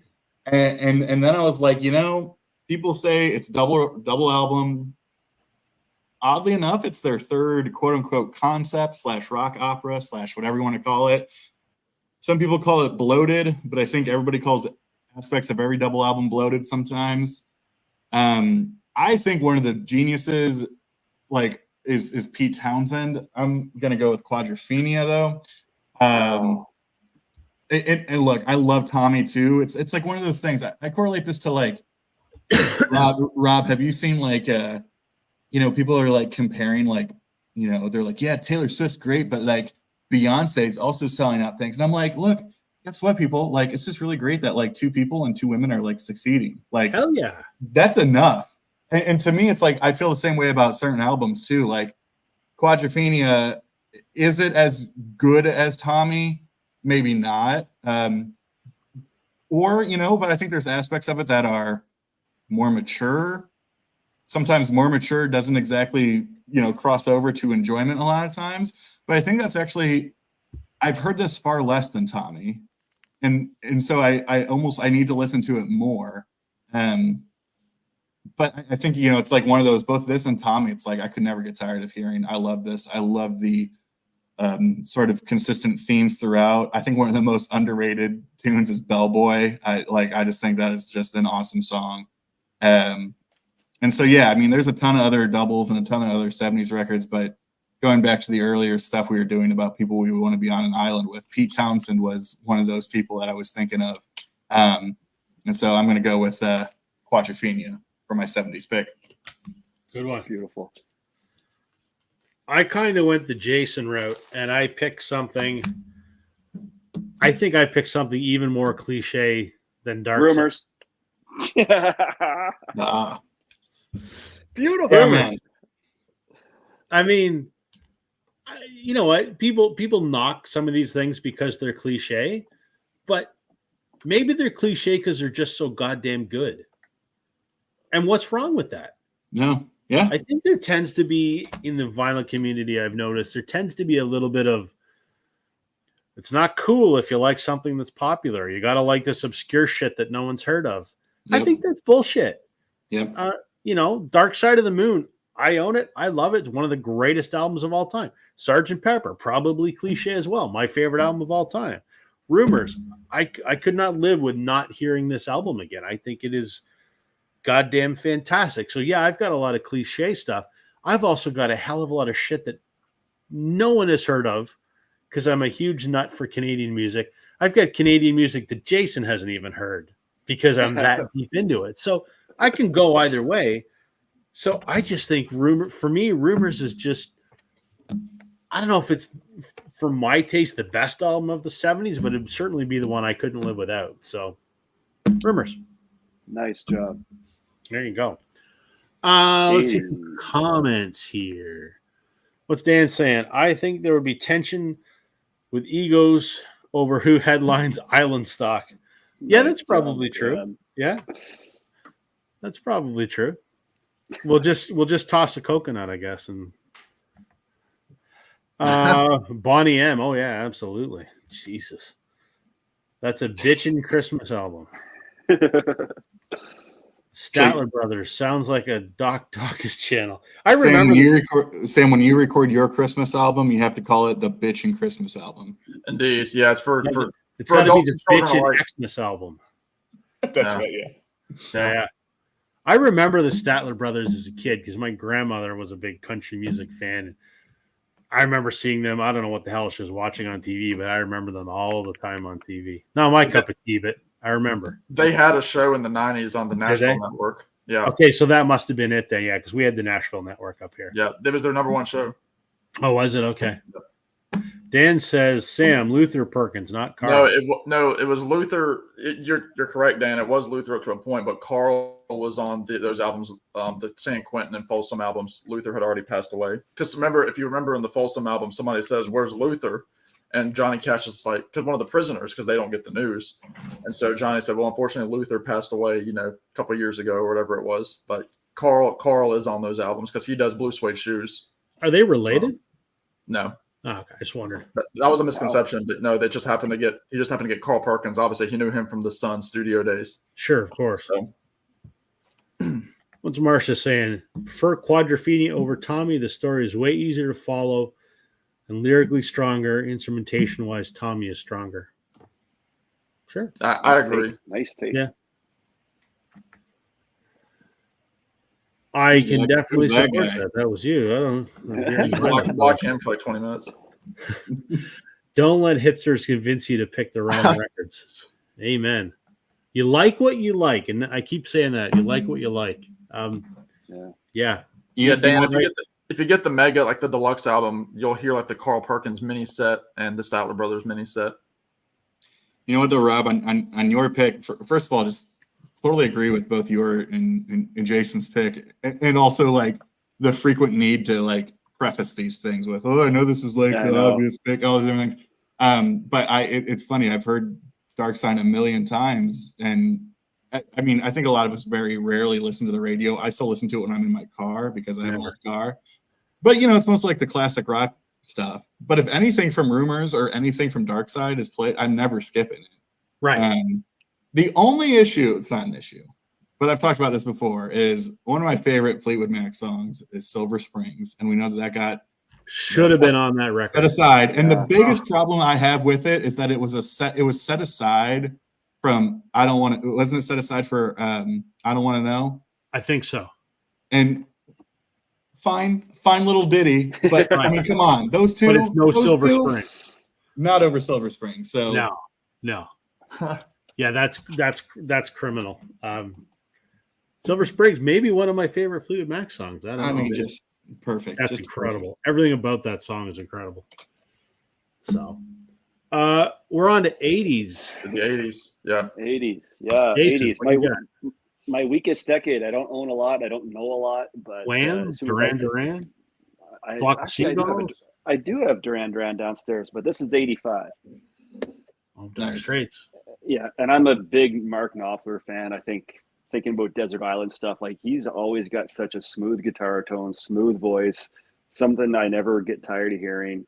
So I'm just going to go with that right away. Yeah. Good choice. So far away. That's a pretty good opening track for Desert Island. There you go. That's what, Jason, I would go down. That title track is just sublime in all the ways. I mean, Yeah. Brothers, it's just like the songs that give you goosebumps. I mean, that's just so good. It's pretty awesome. Yeah. I'll probably spin this later tonight. When I pulled it out today, I'm like, I haven't freaking listened to this in weeks. Yeah. What do you got, Um, Sam? I'm going to go with the last year from the 80s. I was going to go with another album by this guy, but I was like, I've listened to that album so much. And I just listened to this probably about 2 weeks ago. And I was like, man, that's a solid record. I'm going to go with Van Morrison, Avalon Sunset from 1989. The hits, so to speak, on here. Well, actually, there are three big ones on here. Whenever God Shines His Light is the opening track, which is a fantastic tune. Track number 4 is Have I Told You Lately, which obviously became a big hit. Rod Stewart did it. I think Sheryl Crow did it as well. And then he also does When Will I Ever Learn to Live in God? And then the last track is called These Are the Days. But there's also great stuff on there. There's like a jazzy song. I'd Love to Write Another Song is what it's called. He does like a Celtic kind of song called I'm Tired, Joey Boy, which there's a Tom Petty cover of that track that he did on the Into the Great Wide Open tour. It's fantastic.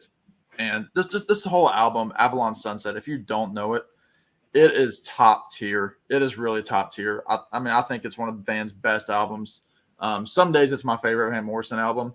I love 80s Van so much. And Avalon Sunset, I think it's just pretty near perfect. There's a couple of spoken word pieces. Daring Night is kind of like a Motown-y kind of song. Just it's a classic Van Morrison tune. Yeah, I love this album. Avalon Sunset from 89 for me.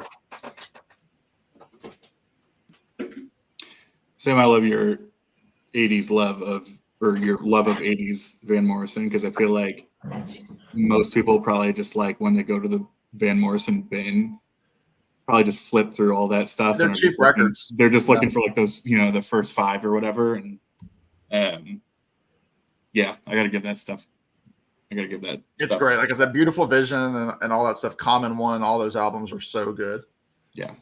I would have thought you would have picked some Tom Petty. No, I've got Mike Campbell. He's singing all my Tom Petty songs for me. Fair enough. Yeah. Strategic. It is. I will say there's a local shop here that I frequent, and sitting in the bin a couple times now has been an original U.S. first of Into the Great Wide Open, the 91 press Get it? for $150. I don't get that. Don't get that. You can get it for like 25, like the reissue. Yeah. Well, reissues aren't cool, man. You're right. You're not, you know, it's not the VC, man. Go get your Reissue. craft beer and your beret and listen to the original. Hey, man, I like Busch Light as much as the next as much as the next overweight bearded white guy. All right. Speaking of original presses, no, I'll go a little bit off the grid here. We're talking about 80s. This is where I think there are so many different choices, and I think where my sort of musical passions all sort of collide in a lot of different ways, because there are just so many areas. And again, I think this is something that is not talked about enough in the VC, as they say, and it comes with a little bit of story time. So for those 80s were sort of maybe not the birth. You could go back to like Sabbath and some of those bands, but I saw Trevor had a comment in there of like the 80s would be so difficult, and I'm guessing he's saying that because he's a big metalhead, and there's so much good metal in the 80s. Obviously thrash was really picking up, and all these different things were picking up. But for me, one of the sort of areas that is not talked about enough, because none of the bands really blew up, was just kind of traditional American heavy metal in the 80s. And to me, one of the best bands to do that was a band called Savatage. This is a record called Gutter Ballet, concept record. Up to this point, they were all pretty just like in your face, heavy metal, screeching vocals from John Oliva, just an absurd vocalist. And then this is sort of where they hit like their conceptual, progressive, more artsy. I mean, it's called Gutter Ballet sort of vibe.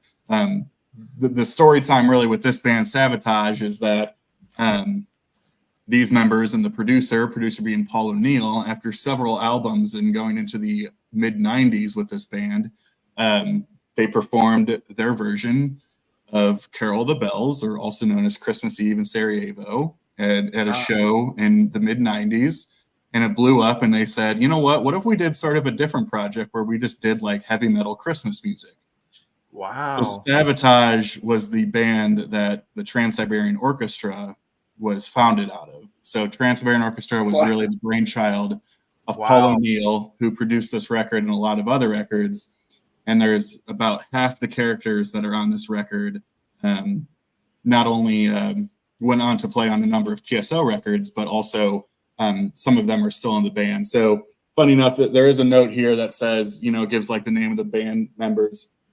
And with the note, the Taj would like to welcome our newest member, Christopher Caffery, who was somebody who joined on late, quote unquote, not on the record, but he joined late, plays guitar. He is currently the musical director for TSO East. And so if you know about TSO, they have two different bands that go out. And he is the lead guitarist and the musical director for one of them. So it's fascinating when you listen to something like this, because it is so heavy and so in your face and so brutal.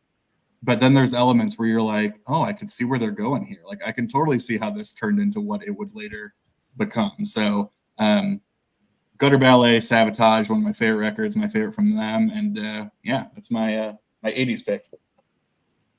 That's an interesting story about Trans-Siberian Orchestra and Mannheim Steamroller come through my area. I mean, every year for Christmas, and that was groundbreaking. That's awesome. Ohio Pride, Mannheim Steamroller. Chip Davis is from Toledo. So cool. Yeah. 80s was tough for me because there's a lot of shit in the 80s, but there's also a lot of really amazing stuff. So I got to pick one of my favorite bands because I think they were in their prime in the 80s. Great. Me too. Most people prefer Joshua Tree, but for me, I've always loved Rattle and Hum. Underrated album, I think. It gets shit on a lot because it's partly a concept album that fails on that premise. but there's also some incredible performances on here. There's some great songs. There's some good deep cuts, like the Edge singing Van Diemen's Land is fantastic. I know Sam loved that one too. There's some stuff they recorded at Sun Studios, which is awesome. There's some great stuff they did with the backing choir. Yeah. Love Comes to Town. Awesome. Yeah. Angel of Harlem. All I Want Is You. Yeah. Has been and always probably will be my favorite U2 record. So this came out in 88. So this is my pick for the 80s. Awesome pick. That's awesome. I need to get that album. I forgot all those songs were on that. Shoot. Yeah. What you should look for, Jason, look for an original Canadian pressing, because what most people don't know is the record, and I don't know if they did this on the American pressings, but the record looks like a normal record, right? Except on a Canadian pressing, if you hold it up to the light, it's actually transparent brown. It's got that super vinyl, JVC super vinyl, I think they call it. Yeah, it's a cool transparent brown vinyl. So yeah, try and That's track a down an high-end. original 88 Canadian press. That's a tough record to find. I mean, every once in a while it'll pop up, but that is one of those records that has eluded me. You're starting to get into the late 80s, 90s CDs or really, and tapes really Oh, kicking yeah. in. nice. And the other thing I like with this album is they put out a bunch of 12-inch singles that went. There's a couple 12-inch singles that went along with this, and Yep. a couple 7-inch singles. So I just loved everything about this record. So let me get caught up on comments here. Where were we? All right. Tim was saying Goodbye Yellow Brick Road. I guess that's his 70s pick. The Cars or Candy O. That's a tough choice. I keep seeing Cars records all the time when I go to, like, I've been to a few flea markets lately. I don't have any Cars records. I keep thinking I should pick some up, and I should. 80s would be so difficult. Yeah, exactly. Michael Jackson's Bad. Def Leppard's Hysteria. That was one I was like, man, I might want to pick that one. But because it's an amazing record, but I'm like, I like U2 more, so I got to go U2. The DBs Like This from 84 is a killer power pop record. Matt graduated high school in 1980. In 1980, I was 2, and Sam wasn't even born yet. And I don't know I how had old I was. 14 years before I made an appearance. You're a couple years younger than me, aren't you, Jason? Yeah, 80. There you go. Well, see, Jason was born that year, so there you go. Angel of Harlem is pure joy every time I hear it. Absolutely, Dan. I agree with you. That song, man, love it. Love it, love it, love it. That live version of Bullet the Blue Sky. You know, so that's one U2 song that everyone loves, and I don't. I do not like Bullet the Blue Sky. I don't know. I can't like that one for some reason. I live or otherwise, that's the one song I skip. Hate to say that, but all right, 90s. Jason, what do you got? That was too easy of a pick for me. My favorite band, an album that I can't stop listening to, and it's a crossover with one of my artists, but I'm taking 10. Of course. Yeah, for me it was kind of a no. Actually, I wouldn't say it's a no-brainer. I knew I was going to pick a Pearl Jam album, but you know, I also wanted to pick one that made me in a better mood than the other ones, and I find that the harder rock of this just usually lifts me up a little bit more than some of their deeper cuts from the later albums. So I'll take 10. Interesting. All right, Rob. This is I don't know if you chose this album or not. I probably didn't. I didn't go where you think I'm going to go for the 90s. Probably not. Actually, I think I have with that said, I think I might know where you ended up. Maybe. No, you don't. I went out in left field on this one. No, okay. Well, I will do this. Maybe I'll play it loud enough and your island can hear me. But Perfect. I'm gonna go with What's the Story, Morning Glory. And the only reason I didn't is because I got Noel Gallagher on my island. Exactly. That's what That is my Oh. that's my most favorite 90s album and one of the most important albums in my entire life. and I cherish that. Like that's in the top 3 albums of my life for me. It's in my top 10. I think it's number 10 for me, my favorite. Yeah, it's huge for me, but I didn't pick it because I got Noel on the island. So You have Noel, and I mean, everybody knows this album that knows anything about Oasis. Obviously, Champagne Supernova and Wonderwall are on this, but you also have Don't Look Back in Anger, Hello, which is just one of the greatest opening tracks. They always play it when they play live. Liam still plays it live, and I think he still sounds pretty daggone good on it. Roll With It is awesome. Hey Now is awesome. Some Might Say is awesome. Cast No Shadow is beautiful. She's Electric. I love it. It's very jangly. I do too. Pop. Yep. Morning Glory is heavy. It's just so good. Even the little, the 2 little untitled tracks are kind of cool with especially just before Champagne Supernova, how it kind of sounds like the water rippling and that sort of thing. Yep. It's a perfect album. It is. It's a 10 out of 10 for me, 100%. This is going to be on my island so that I can rock a little bit. My other albums are mellow. I mean, that's most of it I listen to is songwriter and more mellow, like Van Morrison, Dylan and stuff like that. But this is when I want to like rock and like. That's your metal record. It is correct. Yeah. This is the heavy stuff in my life. This is the dark metal. Yeah, the doom metal. Do you have that on vinyl, Sam? No, this is my only copy. You should get it because on vinyl there's an extra track. Oh, is it? Where's that called? Bonehead's Bank Holiday. Oh, I've heard you talk. Is that like on like when you flip it over? Is that the beginning of side 2? I think so. It's in the middle of the record somewhere. Okay. And it's kind of a fun, nonsensical song, but I listen to the CD and I don't miss it, but then when I listen to it on vinyl, it just fits right in there that it doesn't like stick out like a sore thumb. Well, that's kind of like on Into the Great Wide Open by Petty, because the album before that was Full Moon Fever. And if you listen to the CD, they kept in his little part about saying, hello, CD listeners. But he also did that for the Into the Great Wide Open. But when they made it on the CD, they didn't add that in there. So that's kind of like the little extra 20 seconds of Tom being goofy. Yep. On vinyl. But yeah. Yep. Oasis for me. Good pick, man. Good pick. I'll never argue with that. One of my favorite bands. What you got, Alex? All right.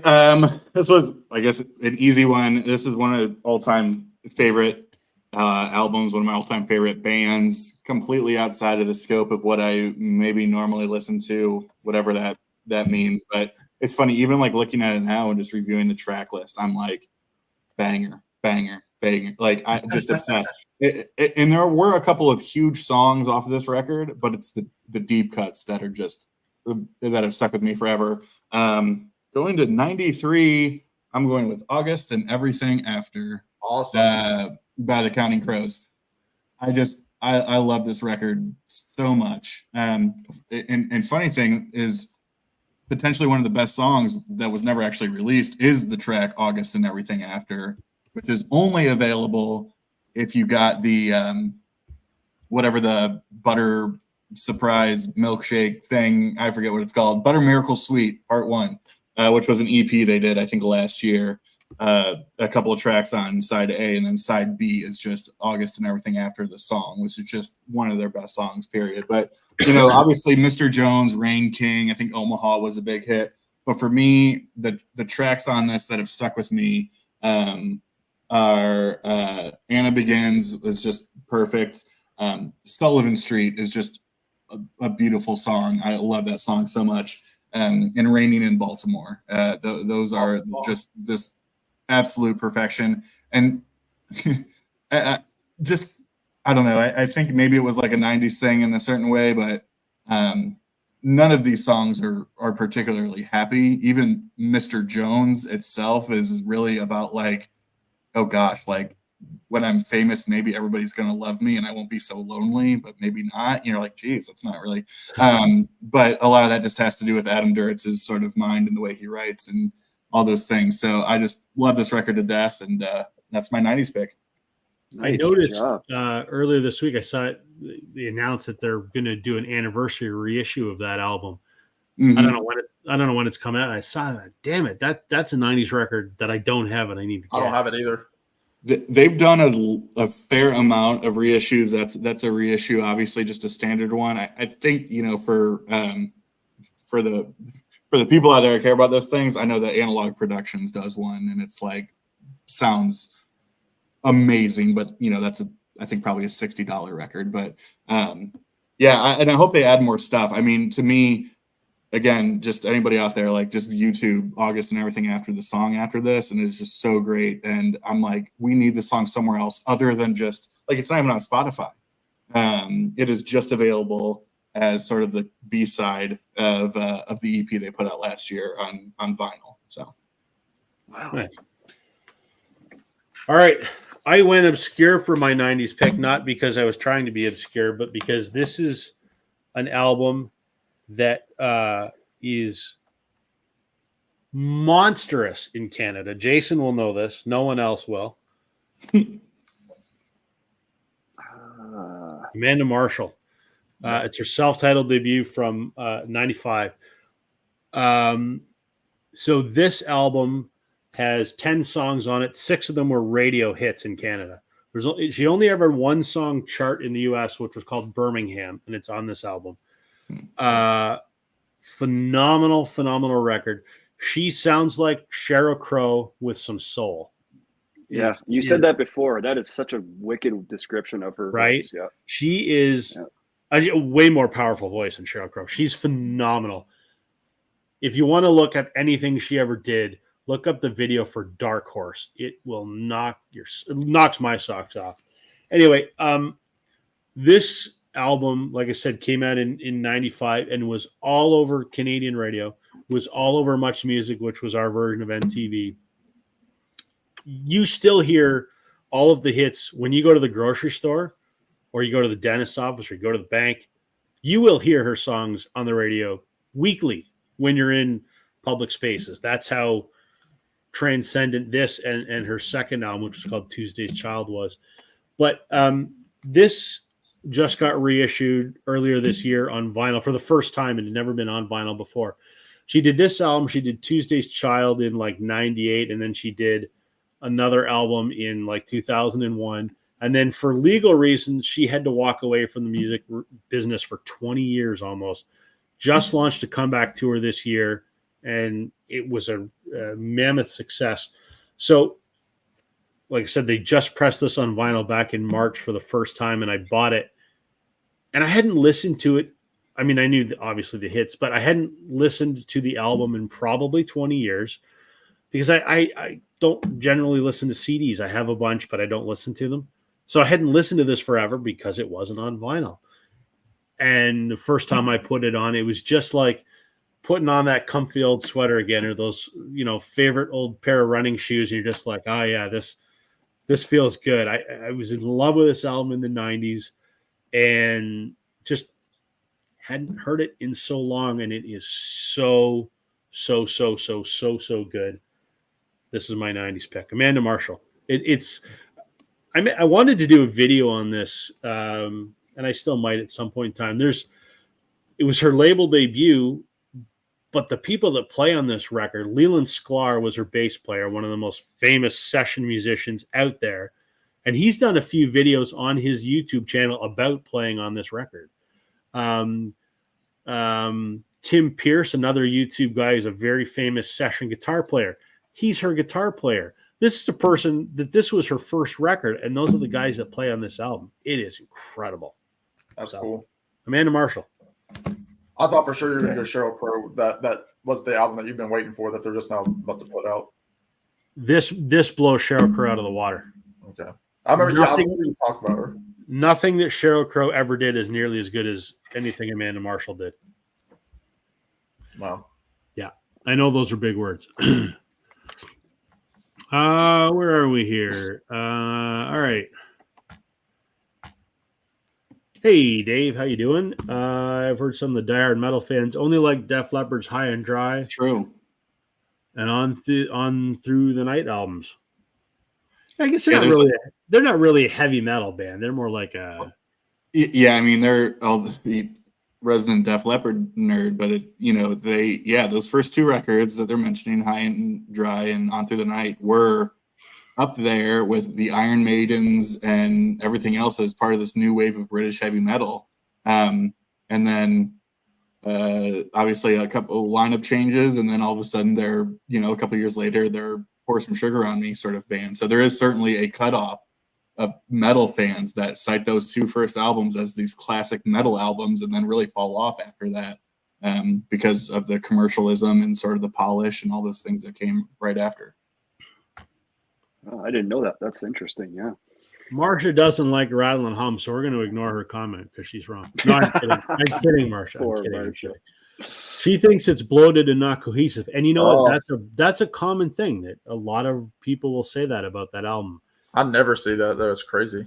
I've seen that, in online reviews. I don't agree with it, but Yeah. it should have put the live tracks on its own EP and left the studio album. Yeah, maybe. I like it as it is. It's kind of it's like a patchwork quilt, but I love it. And to be fair, Marsha, I am also bloated and not cohesive. And so, Me too. Take us as we are. It's okay. Right. Except Love us. everyone, Marsha. Love us for our flaws. That's right. 90s, also difficult. Trevor's going to go with Blue Moon Safari by Air. I don't know that album. So I can't say anything intelligent. I don't know.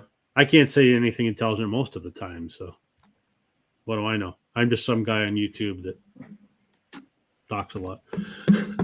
Monster by REM. Yeah, that's a wrong answers only pick. There you go. Well, that was a big gosh. 90s album. Yikes. I remember that Amanda Marshall album when I worked at a record store. Yeah, it's a good one.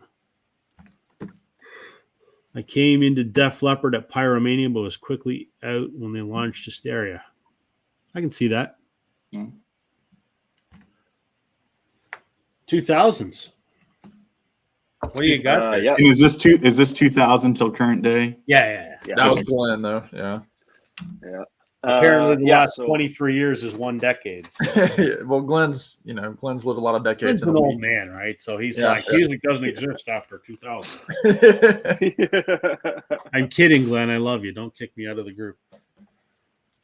Favorite band of the last 20 years, probably, or at least, or if not, then top three for sure. And this is probably my favorite of theirs, although there's a couple real close contenders, and that's the National Boxer. I was hoping Alex would appreciate that. That's I don't know. Of all their albums, I think this is the first one I heard. I still remember like the first time I saw this album, I was visiting a buddy in Vancouver and he took me over to some other guy's house. I had no idea who he was, and he had records on the wall, and he had this one on the wall. I said, "What's that?" And he told me, like, the guy told me, he's like, if I could recommend one band to you, and it was a guy that knew a lot about music, and like, take this, or not take this album, but grab it or stream this album. And then I did, and then it was, I'm slowly amassing everything by them right now. But I could listen to that start to finish. A couple sadder songs on that I really wouldn't want to hear over and over again, but for the most part, the album itself is pretty solid piece. Would it surprise you if I said I'm friends with one of their managers? Who don't you know? I know some people. Oh my God. Jason, how does that in your professional, humble YouTube opinion, how does that pressing sound? I ask because in the midst of all these people on here, a lot of times they'd be like, "Man, the Boxer needs like an audiophile reissue so bad. This thing sucks so hard, bad. Do you also feel that it sucks real bad, or what? No, like, I don't have a great system, so I can't pick up on all the minutia. Like, I do collect in order to like get the albums that I'll have for my one-day system. Sure. So, but whatever. To me, it sounds good. I do have a couple albums that are like, even on my rudimentary setup, do sound like garbage. This isn't one of them, but you know what? I never claimed to have good critical listening ears. I wish I did, but maybe someday I'll be a little bit more attentive. But for now, I still spin that without question. Love it. That's awesome. I'm glad I don't have the ear that can pick that stuff up, because I think I want to enjoy the music just for enjoying the music. I don't want to listen to it and pick it apart. I'm blissfully ignorant, and I'm happy about that. Yeah, totally. All right. This was tough for me because there's a lot of albums that I could have chosen. And again, some of it went by me removing albums based on who I already had on my island with me to keep with the island theme. So I thought about that first Head in the Heart album, and I said, no, I've already got Jonathan Russell with me. I thought about any Avett Brothers album, like, no, I've got Seth with me. So I'm going to go with my favorite modern guitarist, even though people give me a lot of crap for it, John Mayer, and I'm going to go with Born and Raised. Again, another top 10 album for me. So I've got several of my top 10s making my list. No surprise there. This is his album that he put out after he was the media's biggest dude to point a finger to in 2012. I think it was 2012. This album always reminds me of January and February because I got it for Christmas in 2012 and listened to it a lot in January of 2013. So I just have that association with it. But it's John Mayer doing a Laurel Canyon album essentially, because you have Graham Nash and David Crosby singing on the title track. You have, I think Jim Keltner is on this album playing a little Jim bit. Keltner's on everybody's album. He is. Let's see who else is on here. You've got Chuck Leavell on keys on a couple of tracks. I mean, just a ton of people. I mean, Mayer is pulling the big gun. Don Was is on this album. So, I mean, he's got the big guns on here. And again, if you like acoustic music, if you like, you know, I think when this album came out, and I've talked about this before, he put out an iTunes playlist of what he was listening to. He was listening to Neil Young. He was listening to Joni Mitchell. He was listening to Dylan. He was listening maybe to like Ocean Boulevard by Clapton, but mostly like Joni Mitchell, CSN, Dylan, people like that. And he put it all on a playlist. And that's what comes across in this album. It's beautiful. It's John's apology letter, a song like Speak for Me or Shadow Days. He does a beautiful song called Walt Grace's Submarine Test, a very open-ended story song. Queen of California, the opening track, is a great little kind of jaunt to listen to. Great acoustic, electric guitar on that. So Born and Raised for me from 2012 is going to be my modern pick, even though this is 12 years old. So 11 years old, whatever year it is.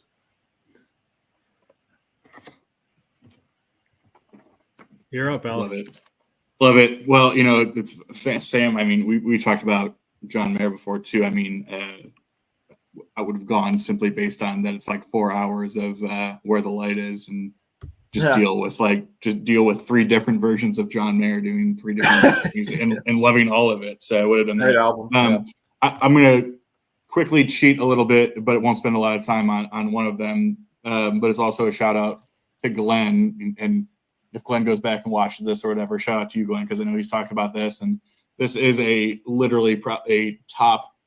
I know he ranks at number 5, but to me, it's like a top 3 album ever.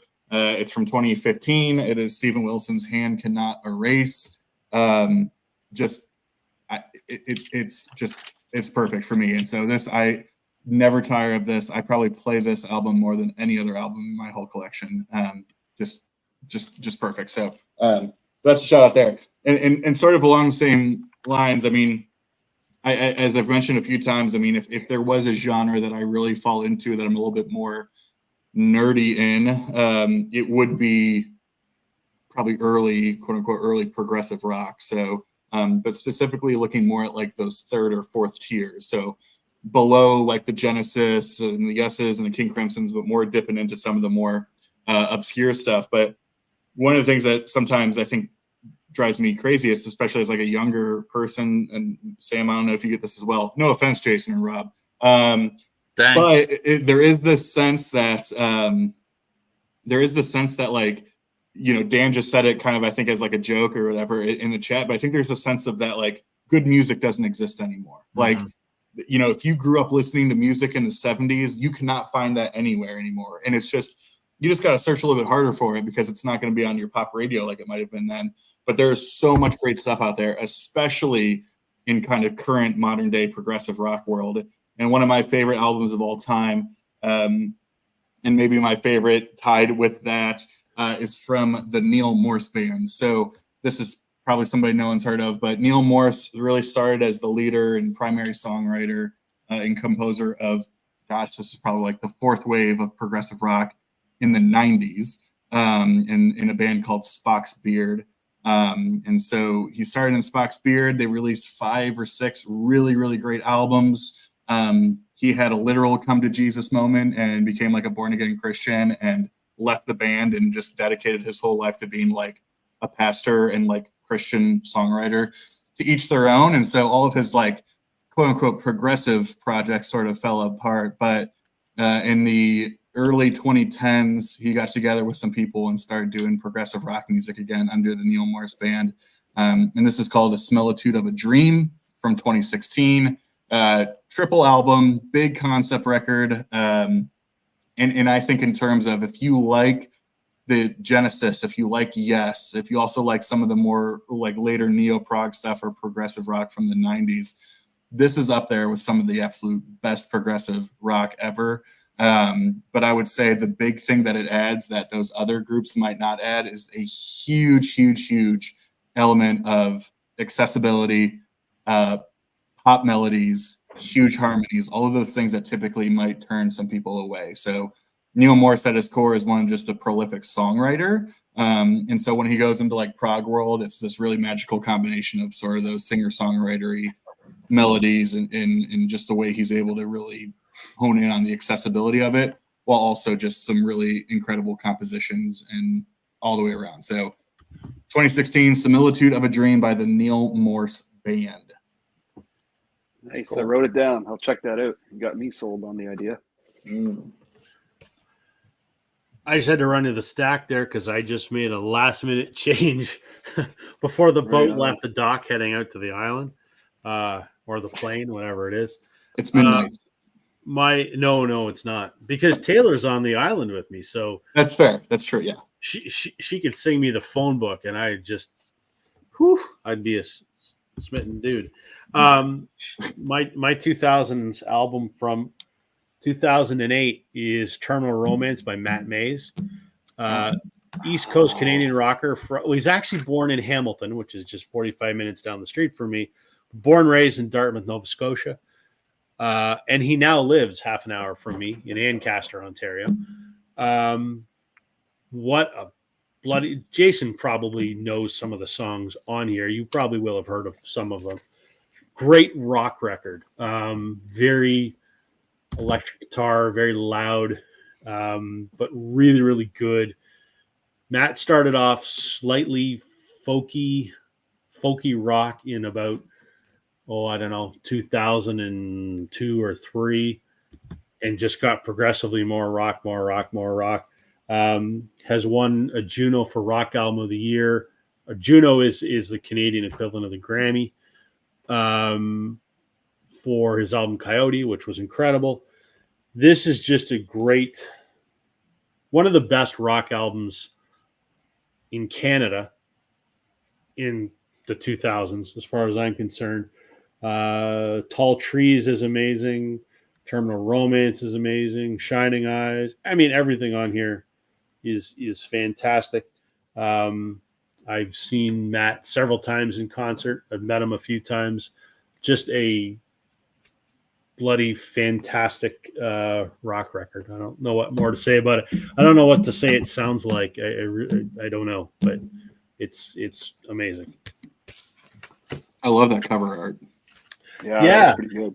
Yeah, this is it was originally just put out on CD, and then he pressed his back catalog on vinyl. And when he did that, they also included a 7-inch with it that had an additional 2 songs on it. But yeah, I would say if anyone wants to check Matt Mays, this is from the middle of his career, but this is the one that I would start with.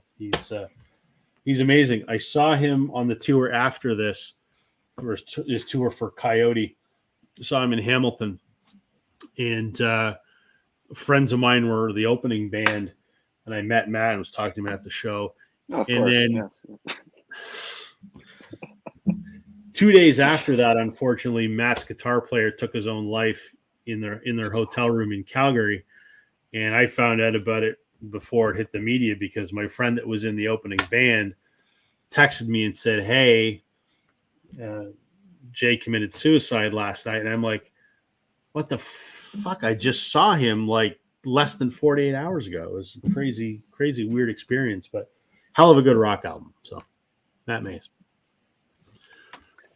All right, let's see. Where are we with comments here? Dan says, "What is the 2000s?" Yeah, we sort of touched on that.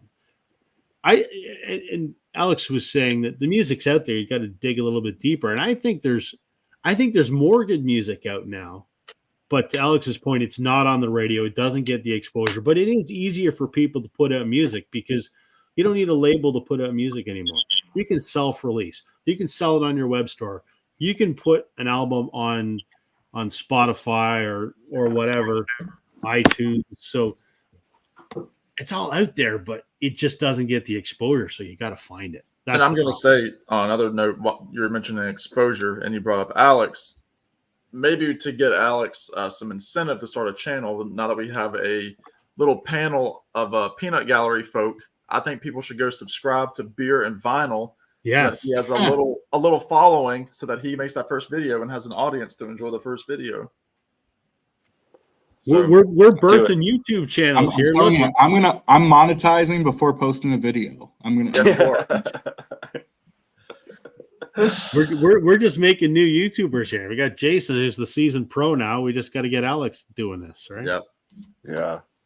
Trevor says from the last quarter century decade, I guess Glenn's creation. Yeah. From 2015, The Night Creeper by Uncle Acid and the Deadbeats. I have no idea what that is. So Gesundheit, yeah. yeah, exactly. They're good. Anyone talk about the Sam Roberts band anymore? I was never a big Sam Roberts fan. He's another singer-songwriter from Eastern Canada. He's still touring, I think. I think he came through here in Ontario within the last few months anyway. I wasn't a big fan. I see Jason's a big fan here.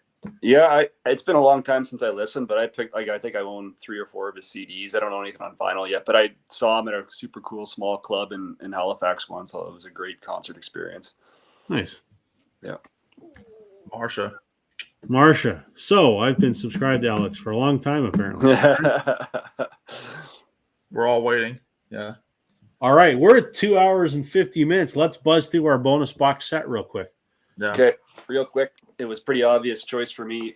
There is, I believe, 8 LPs in this. Whew. And you know what I'm doing with this is there's 8 of them, and I've only gotten into partway through the 3rd album. I am savoring this for as long as I can. This is tracks that he's played in various locations, but like in Paris before Are You Experienced even gets released. Like this is Hendrix when he is trying his absolute hardest. So I savor the hell out of this. I will only listen to a side at a time. And that was an easy pick for me. Probably one of my favorite possessions I have as far as records go. Trevor's saying what we're all thinking. Get your shit together, Alex, and make a video. Yeah. I'll make a video before I get my shit together. That's a lot. That's a much That's the easier thing to do. Yeah. I'm gonna go with a genre that I haven't talked about yet, just because I was like, I want the genre on my island, but I couldn't pick one album or one artist to bring. But this box set will do it for me. It is Everybody Still Digs Bill Evans. Wow. It's a really, really cool box set. The cover, you can't see it. It's actually like a velvet material. Came out 2020 through Craft Recordings. So Craft has this out. I think you can get it fairly cheap. I think I got this for like $50. It's got obviously like the great booklet on there, like, so many box sets have. It spans his whole career. It is 5 discs. The last disc is all live. Some of the stuff that he did with Tony Bennett is on here, but most of the stuff is instrumental. Just beautiful piano box set. If you like Bill Evans, if you like that, 50s, 60s jazz, get this. It's so good. It's such a great retrospect of his whole career. And I'll definitely need it for those mornings on the island. Like I said, I've got five discs, probably 60-ish songs on here. So I'm in good shape with this. So Everybody Still Digs Bill Evans from Craft Recordings.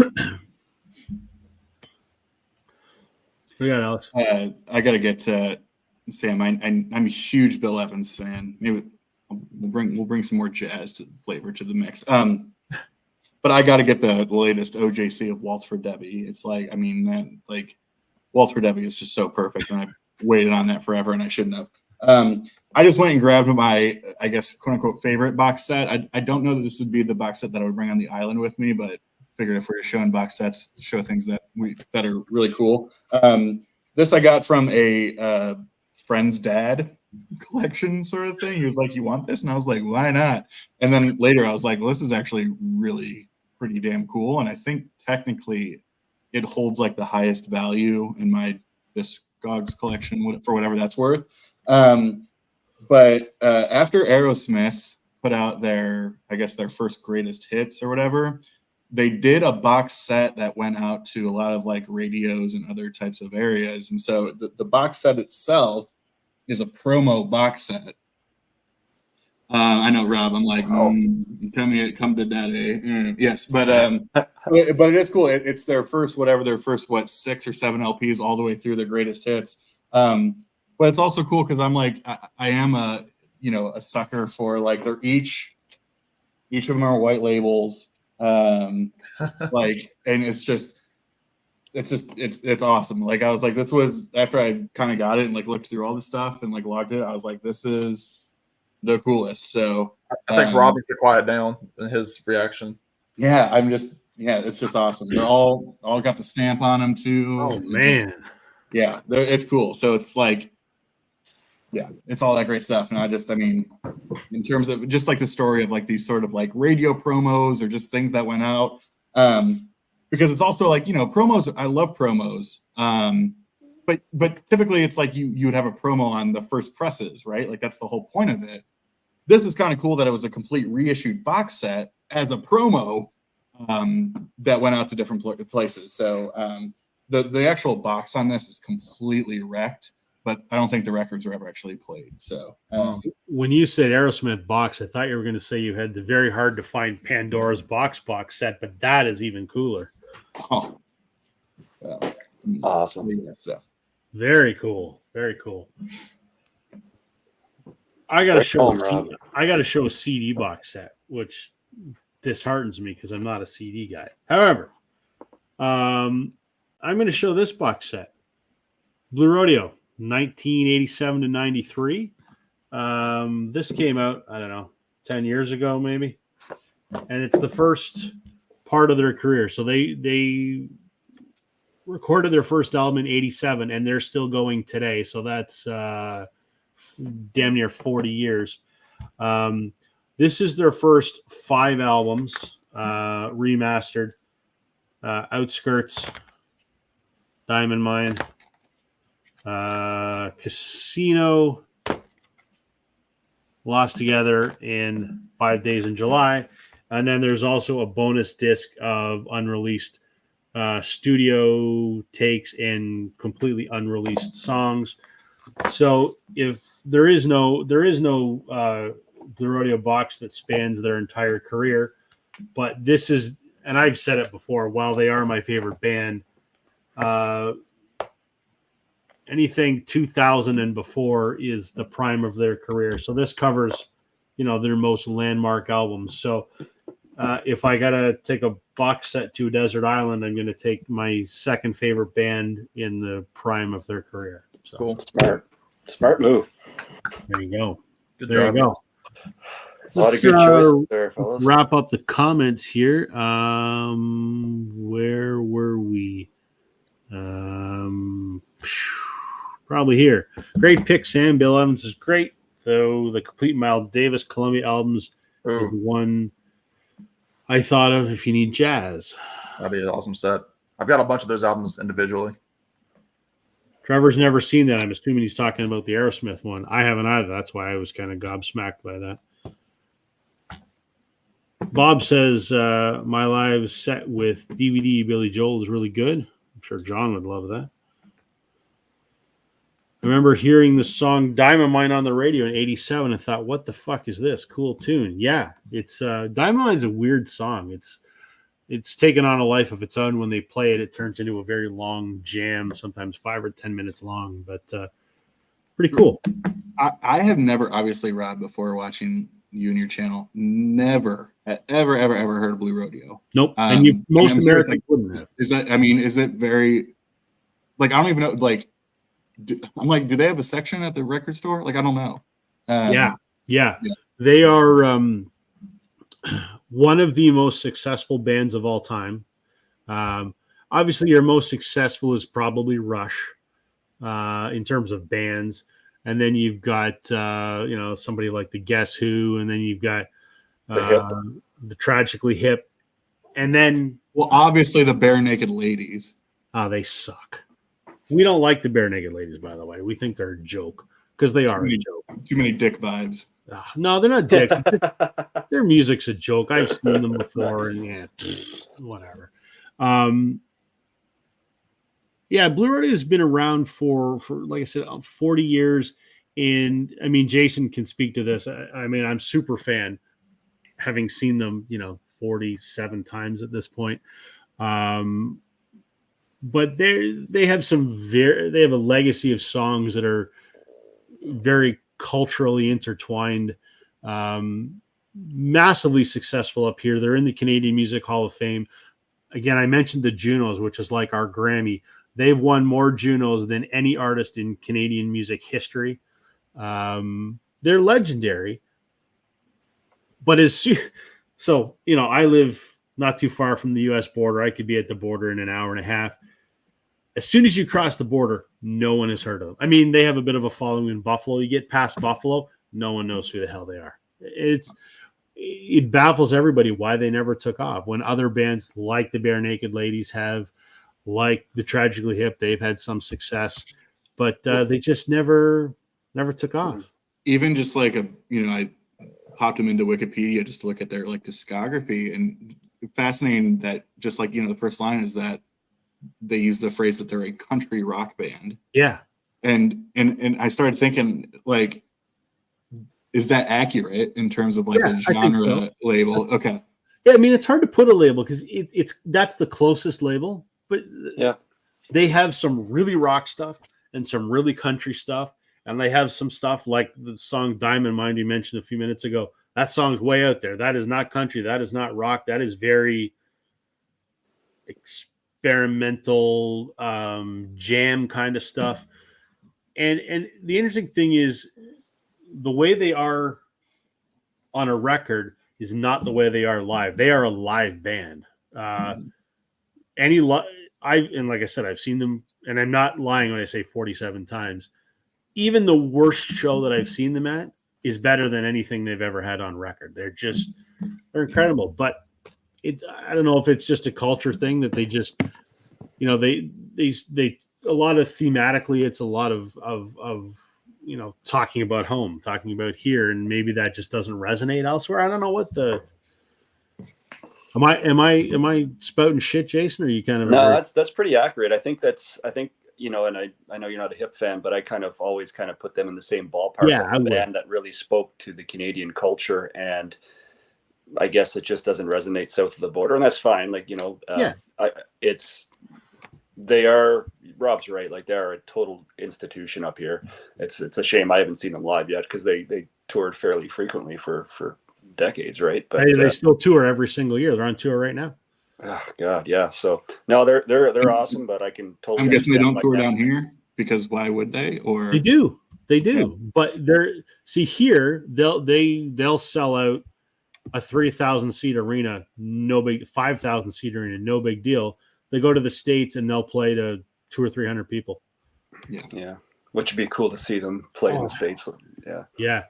It's actually funny. Jim Cuddy's coming to my hometown he's one of the frontmen. He's coming to my hometown in 2 weeks, playing a semi-private gig at a brewery, which I can get tickets for, but the tickets are stupidly expensive. And I'm like, no, not going to go, but I could see him in front of 50 people, which would be awesome. I thought you were about to say Jim Cuddy's coming to my home. I was going to. No, I don't know Jim per se. Like I said, I've met him. The only one in the band that I know the only one I know very well is Bob. But when my son was born, I did get a video message from Jim and Greg. They emailed me a video message congratulating me and my wife on the birth of our son. So nice. Wow. That was kind of cool. So let me ask you, Rob, as someone who's never listened to them, and truthfully, I don't know that I would fall into the country rock. Right. I guess depending on, it's like, for Right. example, people call Wilco country rock, and I'm like, So- or alternative country. And One I of- don't feel that when I listen to Wilco. Well, Wilco started alt country, and then they got a little more abstract Yeah. Yeah, later on. yeah, Yes. yeah. But it's funny. One of the guys from Wilco left Wilco and played in Blue Radio for 17 years. My buddy Bob, that's been in my house that I've done several videos with. He was a member of Wilco for like 3 years. Wow. So there's some synergy. And actually, Jeff Tweedy from Wilco played on Jim Cuddy's first solo record. Wow. So Yeah, there's some it's like, synergy. that's my thing though. Of like, it's funny because when I listen to Wilco, I don't get country. So, but I mean, the long story short was going to ask where you think the starting point should be for someone. Oh, that- I would go the first album, Outskirts, is this one here.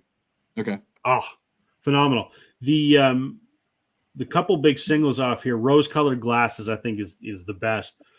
Try was the other one, which was the big ballad that is Try the was most- like their biggest hit, probably. that was the one that broke them wide open and gave them widespread success. But Outskirts is where you start. That's the good one.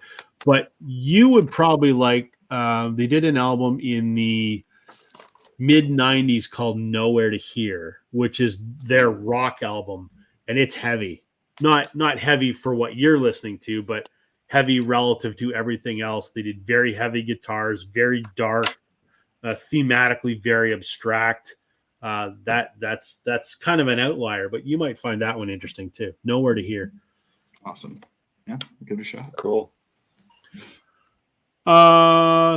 Thank you, gentlemen, for the discussion tonight. I hope we did Glenn proud in his absence, and hopefully he's on the mend for next week and feels better. But Yeah. do any of you have anything coming up that you want to talk about, mention, or anything that you've just done that you want to give a plug for? What do you got, Jason? You're due for a video, man. It's been over a week. What are you doing? I know. I don't know if I'll be able to put one out this week, but Get your priorities straight, man. I Come on. know. I'm sorry. The public See, is this what hungry. happens if you get involved. They just keep pushing and pushing. And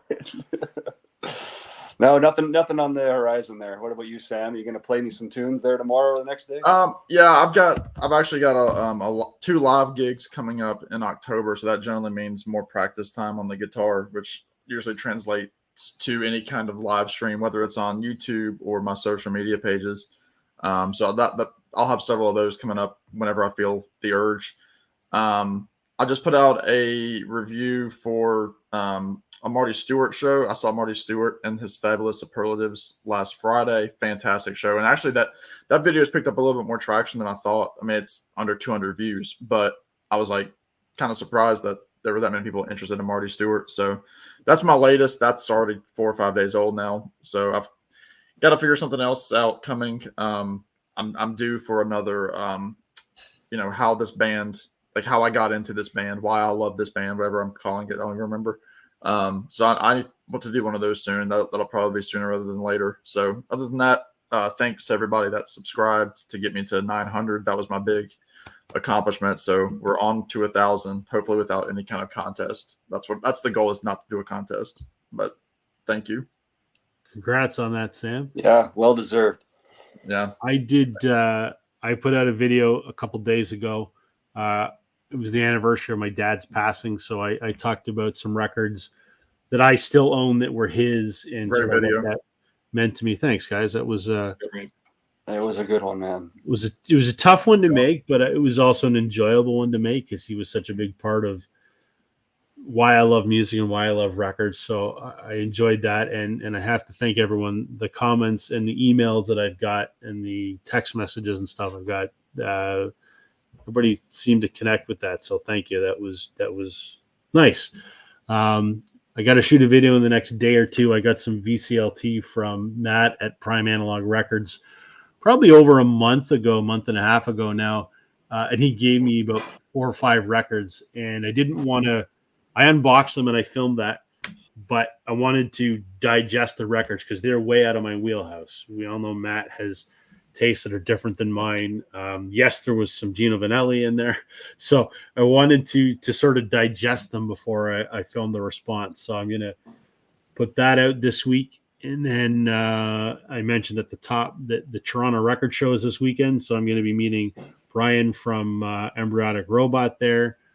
Glenn was going to try and make it, but I think because he's sick, he won't be. And maybe Andrew from Press to Play might be there. So maybe a few VC folks. So I'll make a little video about that. So, and then Alex is going to make videos next week, right, His Alex? first video Wait, is I will say I do have an outline or a topic for what my first video would be. So Right on. Just jump in, But, man. you know, well, because I was going to do the 5.